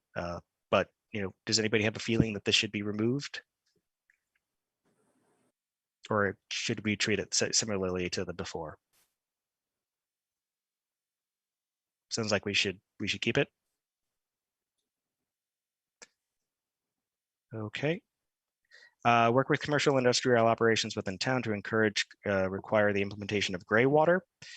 And what we ended up changing it to 5 to 10 years because it's a little bit more complex of an undertaking, gray water recycling. So 1 to 5 years just did not seem feasible. And I forget if that came from the consultant, us, or if it came from a department head. But we did make that change. It seemed more reasonable in the 5 to 10 year time frame. This was just a minor edit to just say seek synergies with other related activities. So specific plans for repurposing and using municipal buildings for shared space. Not a significant change there, but I did want to alert you to the change in wording. And because of some additional, items, we separated some of that. I think it was 4-3 and 4-4, if I remember correctly, or perhaps it was in goal number 5 that we added and split some action. So the numbers of the action changed. So very minor comment there. This is already under consideration, improving wayfinding. So this is just an FYI that this is already happening. To some extent, it's being explored, but it hasn't been improved just yet. So I didn't change the language of the action. So this is where in transportation, so the subcommittee recommends that this action be combined 3.2, 3.3, 3.5. I think this is the most significant change that was or suggested. I did suggest keeping it because I thought that they were unique concerns. So 1-4 is about the bridge on East Main Street and working with those partners to figure out clearance issues. And 2- or 3- why don't we just go right down to 3-2, 3.3, and 3.5. So this one, 3.2, engage the MBTA and other partners in identifying and implementing opportunities to expand access at the existing rail station. 3.3 is about work with the MBTA to improve facility conditions at the Westborough rail station. I think that these two could be combined. I think I said that. Yeah, so 3.2 can be combined with 3.3. Does anybody have any issue with that? Again, 3.2, engage the MBTA and other pertinent partners in identifying and implementing opportunities to expand access to the commuter rail station, including through continued expansion of parking, and then work with the MBTA to improve facility conditions. Initially, what we thought is, 3.2 is a little bit more expansive than just on-site facility, improvements. That 3.2 could also include, travel options for getting to the station, improved connectivity to the station, and 3.3 was really about, the station itself. But any thoughts on that? I don't want to lose, this is Amber. I just don't want to lose sight on the improvement of the actual look of that facility. It can get, as long as it doesn't get embedded in there and becomes secondary, because I think maintenance and upgrading of the station is an important goal. Okay, so that's just my 2 cents, but yeah, that's a reason to keep them separate then. Anybody strongly disagree and think that these should be combined? Okay, and then 3.5 was engage the MBTA and other pertinent parties to evaluate the feasibility of a new commuter rail station downtown, which I thought was, again, separate and unique from 3.2 and 3.3. Really, focusing on the downtown area as opposed to the Westborough station and where it lies on the western side of town. Anybody strongly have a strong opinion about any of the consolidation of, I think it was TC 1-4, 3.2, 3.3, and 3.5? Just back to Amber's comment on the earlier one, does the word condition adequately capture maintenance and appearance? Facility conditions. I mean, if the concern is, as Amber states, that that this thing doesn't turn into a rusting hulk and look any more unappealing than it does a non-rusting hulk, do we want to add to that maintenance and appearance? I don't know, just a thought. Yeah. Yes. Yeah, it's pretty hideous looking. To improve facility conditions and maintenance at this rail station? Okay. Yeah. Maintenance, conditions, maintenance, and appearance. Yeah, I agree. I mean, if you look at a range of their sites, they definitely pick and choose those they've put some emphasis in and those they haven't. Unless we push on it, you won't get anywhere. Yep. Okay. And then we did remove better integrate the town's transportation initiatives with the Active Transportation Safety Committee. This was something that they said is actually, the action is already occurring. I did agree to it, but that we could go back on that and do a similar treatment to what we did with ED 1-1 and 1-2 and say, this is already happening, or this is, this action is already in process. That's my preference. I think over this 2-year process, I've repeatedly given, voice to the notion that this town is incredibly activist and working on a number of things that might be identified in this. It gives us an opportunity to illustrate that by incorporating it. No action will be required. It was already accomplished. Yep. And then this was really just a minor modification, instead of create a plan to improve, just improve. I think this was a suggestion by, perhaps it was Public Works. Chris, forgive me if I got that wrong, but I think it's just a simplification of this. Would information technology also be a implementation partner on that for kind of awareness and the idea of social media as well?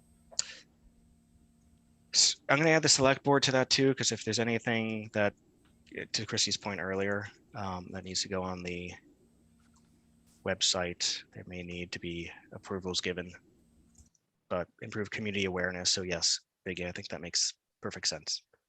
There's several of these, like 445251 have SCC as a related element. It seems Sustainable Westboro should be on the implementation partners.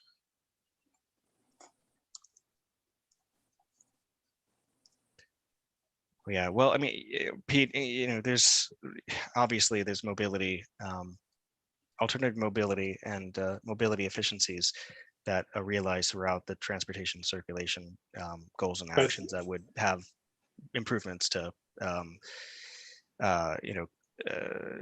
carbon emissions and reduction from, the transition from single occupancy vehicles and whatnot. But I think the point that Pete's making is that under related elements, if SCC is mentioned, that's a simple, yeah. Sustainable Westboro not be an implementation partner. Sustainable Westboro. That was it. Just yep. That's yeah. Be advised or involved in some way. Yep, I can, and you're already included there. Subcommittee committee recommends this is already occurring. Develop a process by which the town pursues programs and funds desired transportation projects. So Lester, to your point, treat similar to ED 1-1 and 1-2. Is that so reject?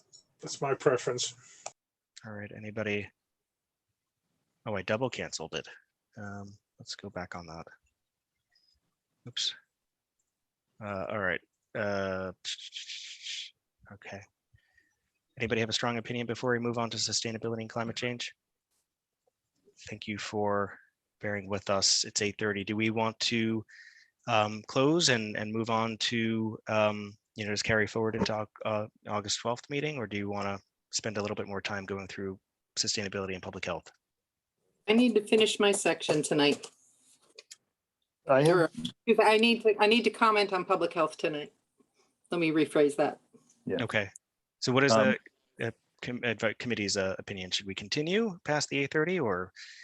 I think where we've only got 2 sections left, we should push through. And if those of you can hang with us, hang with us. Those of you who have to go, we understand. Yeah, I don't think there were too many changes in sustainability. Really, there was so there's the new climate action legislation. It really just advances some of the interim targets for greenhouse gas emissions reduction at the state level, keeps the 2050 goal, but it does provide provisions for an opt-in for design standards, so net zero building code. And Pete, you're well aware of it, well aware of this. And I think there were meetings that were held outside of the master plan, committee to discuss what an appropriate implementation timeframe is, and their recommendation is 3 to 8 years. That's the change that was made there, and that was something that happened during the master plan process. Let's see. So that's the priority. So, Pete, I did change a couple of these, related to the organics collection. Does anybody have a strong feeling that organics collection, composting, is moving more toward a municipally run and funded, waste collection system can happen in 1 to 5 years, or I did change it to 5 to 10 years. Can we go 1 to 10? Sure. Split difference. We've made considerable progress so far with some of our organics that we've done so far. So 1 to 5 might not be unreasonable, but 1 to 10 certainly gives us a little more flexibility. Okay, that sounds good. Also, would it be possible to add the youth commission onto the composting rule as a partner? Sure. Also. suggestion. Pete, you okay with 1 to 10?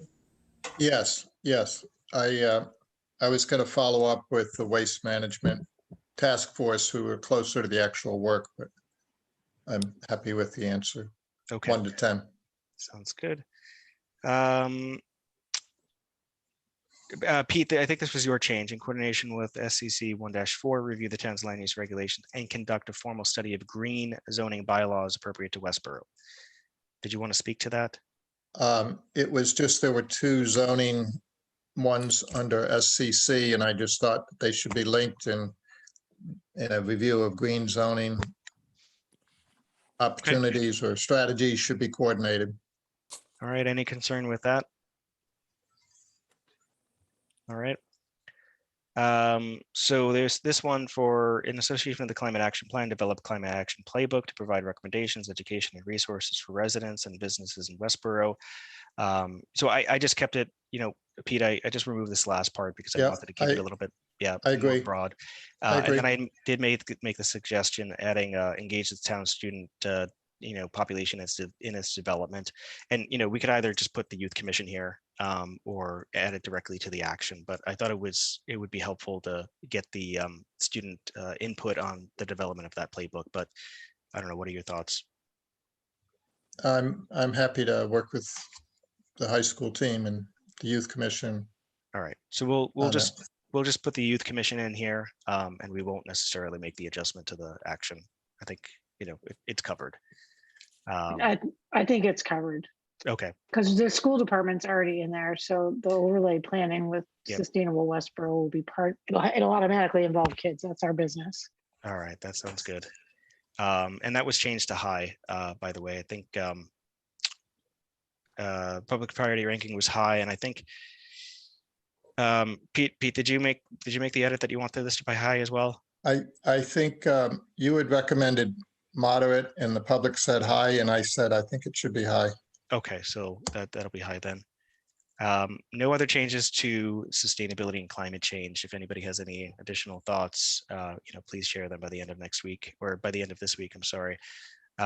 Public health. So Jody, there was a couple of, why don't you provide your thoughts before we dive into some of the more specific action changes? Right. If you look at Public Health 1.2 and on page 1143 and then page 1147, 1.17, inserted in the priorities for policy is a term called harm reduction. What we had talked about in all of our meetings was primary prevention and prevention education as an emphasis for the Board of Health, but also across all departments. But the term harm reduction is a political term of art, which was coined by the Drug Policy Alliance. It's a set of strategies and ideas aimed at reducing the negative consequences associated with drug use. Harm reduction is a movement for social justice built on the belief and respect for the rights of people who use drugs.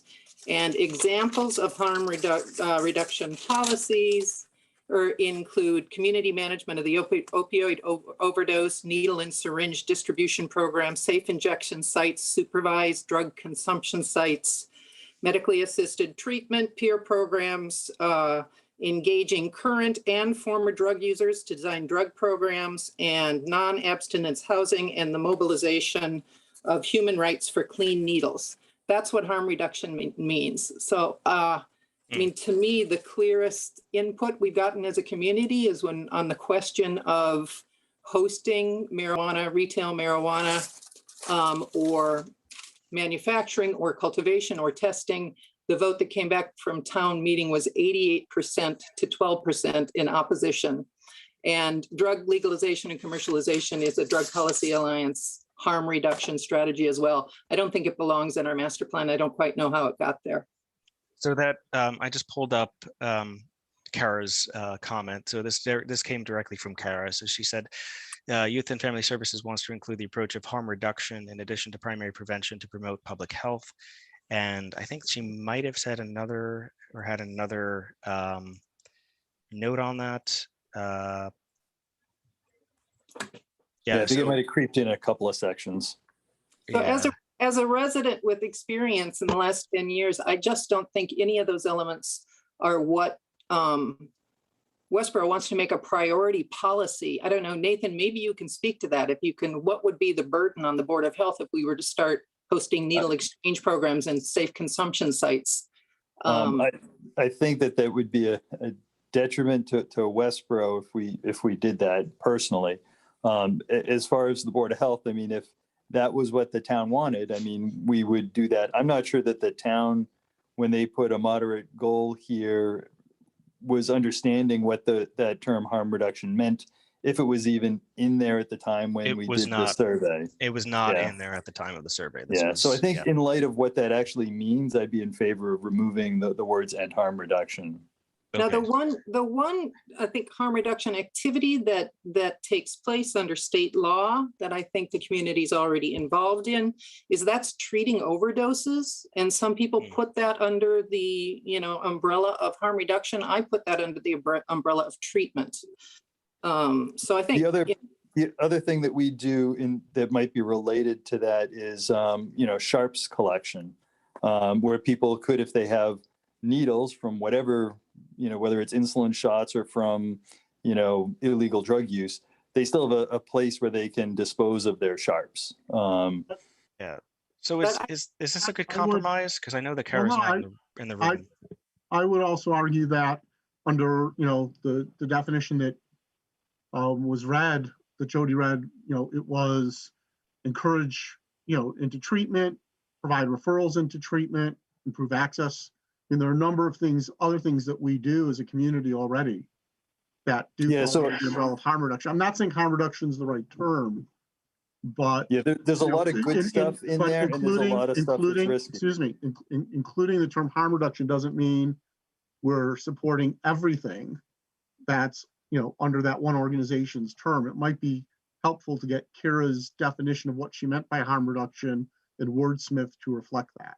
I would strongly recommend not using that word. It is a political term of art with vast campaigns that fund it every year.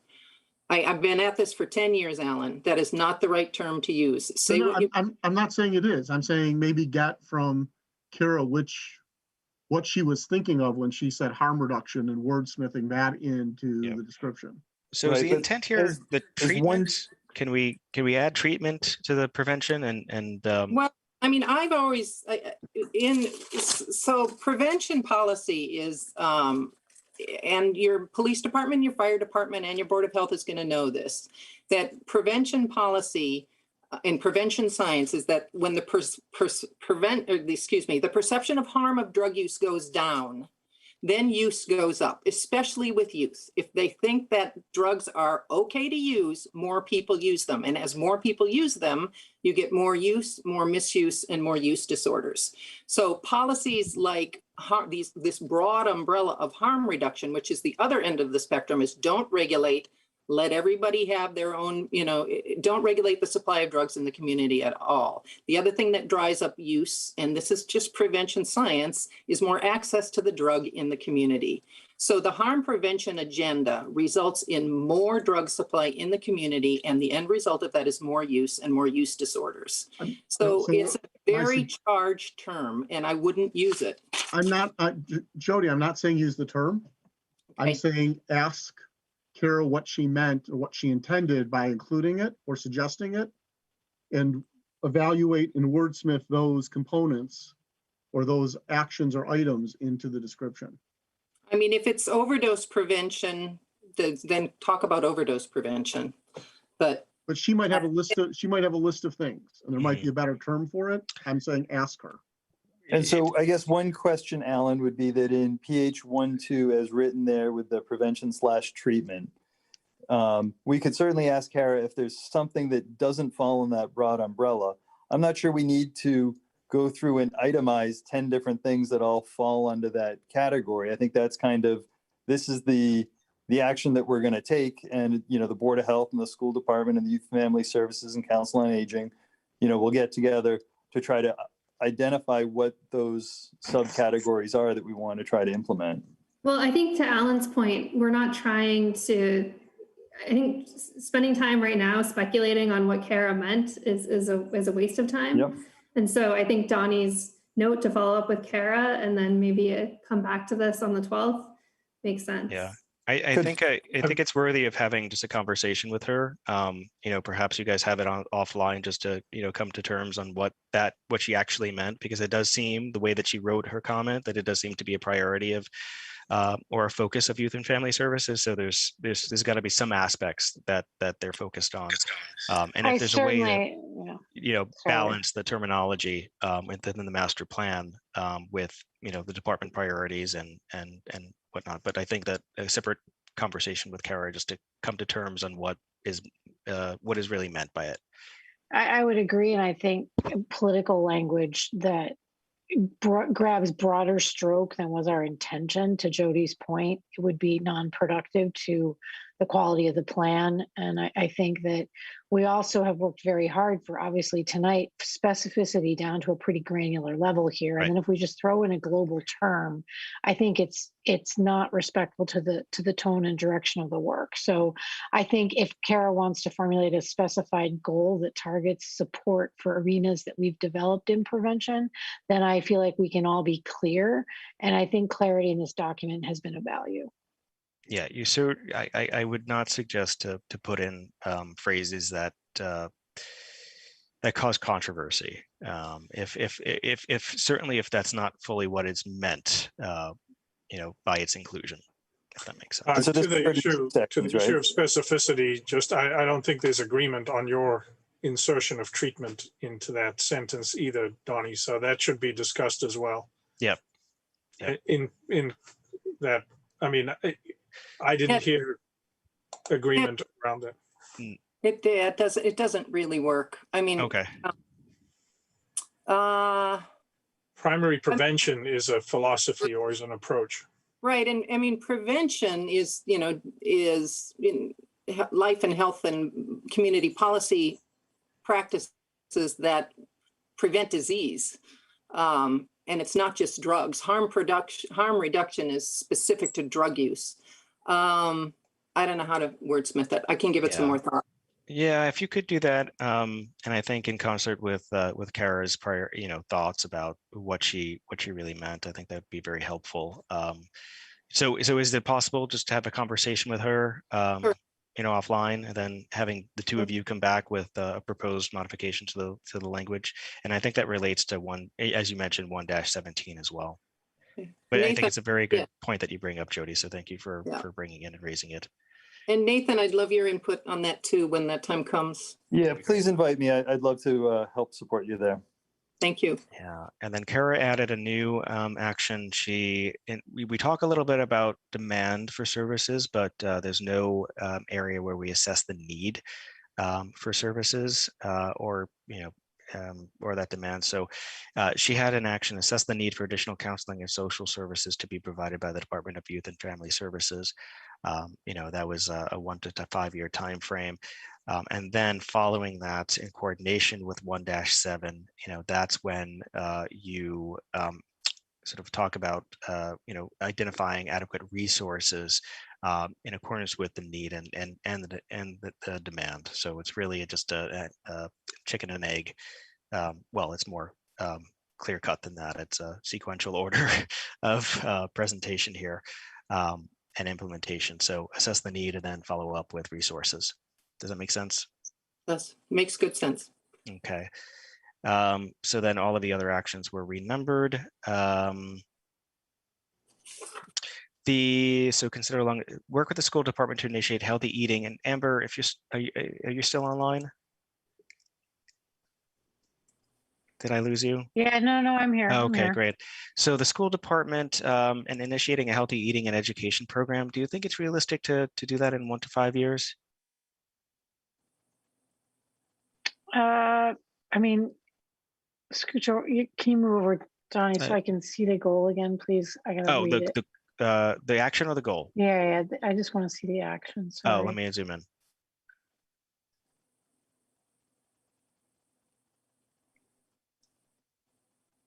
I just thought that there might be some contractual considerations at play there as well, and Well, with no, vendors. it's fine. And, 1 to 5 is fine.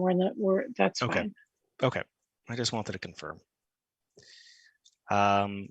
Conduct a comprehensive community health and wellness survey. I believe it was Kara that provided the feedback here that it was not moderate but high. Of course, if it was moderate and I left it moderate, then the public opinion of it was moderate. But I think Kara said that conducting that community health and wellness survey should be high. And I think, oh no, I just made a suggestion that we keep this, and I'll just remove this. That's the 117 harm reduction, another example of that mention. So if you can talk about the previous one as well as 117 in your conversation with Kara, that'd be helpful. If you could strike it for now, I will talk to her. I did strike it. Yep. Okay. And I just suggested to keep it more general, so not mentioning any specifics. So, for mental and behavioral health issues, include local behavioral health providers. So, was there a reason why we called out Spectrum?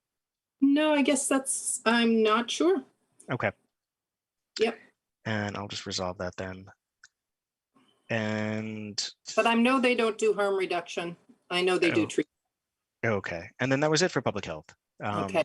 So not too many disagreements, I think, on public health in terms of what, actually none at all. So, yep. So I think we've gone through all of it. Thank you for bearing with us.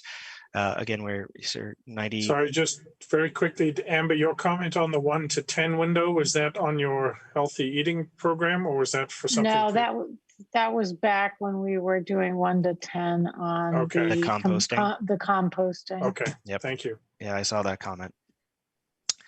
Okay, Donnie, you're all set? Yep, I think we're all set. I think just going back to the next steps is really just to, get our critical notes back to the leadership group at the end of this week, and then just be prepared to review the full draft master plan, August 5th to August 12th, and then prepare for the adoption process. So we're getting there. Like I said to Lester earlier today, we're running out of next steps. So we're at the closing and the finish line. And Lester, I saw your email about updating the website, so I'll make sure that the schedule is updated there. Although the website will be transitioning to a static page, so things will be looking a little bit different. Kind of in the coming weeks, but I'll make sure that we get it updated while we still have the interactivity functionality. Danny, I think there was a typo at the head section where you have sustainability and climate change. I think you've got the wrong abbreviation after that. Did I say SCC or SSC? Yes, you did. Thank you very much.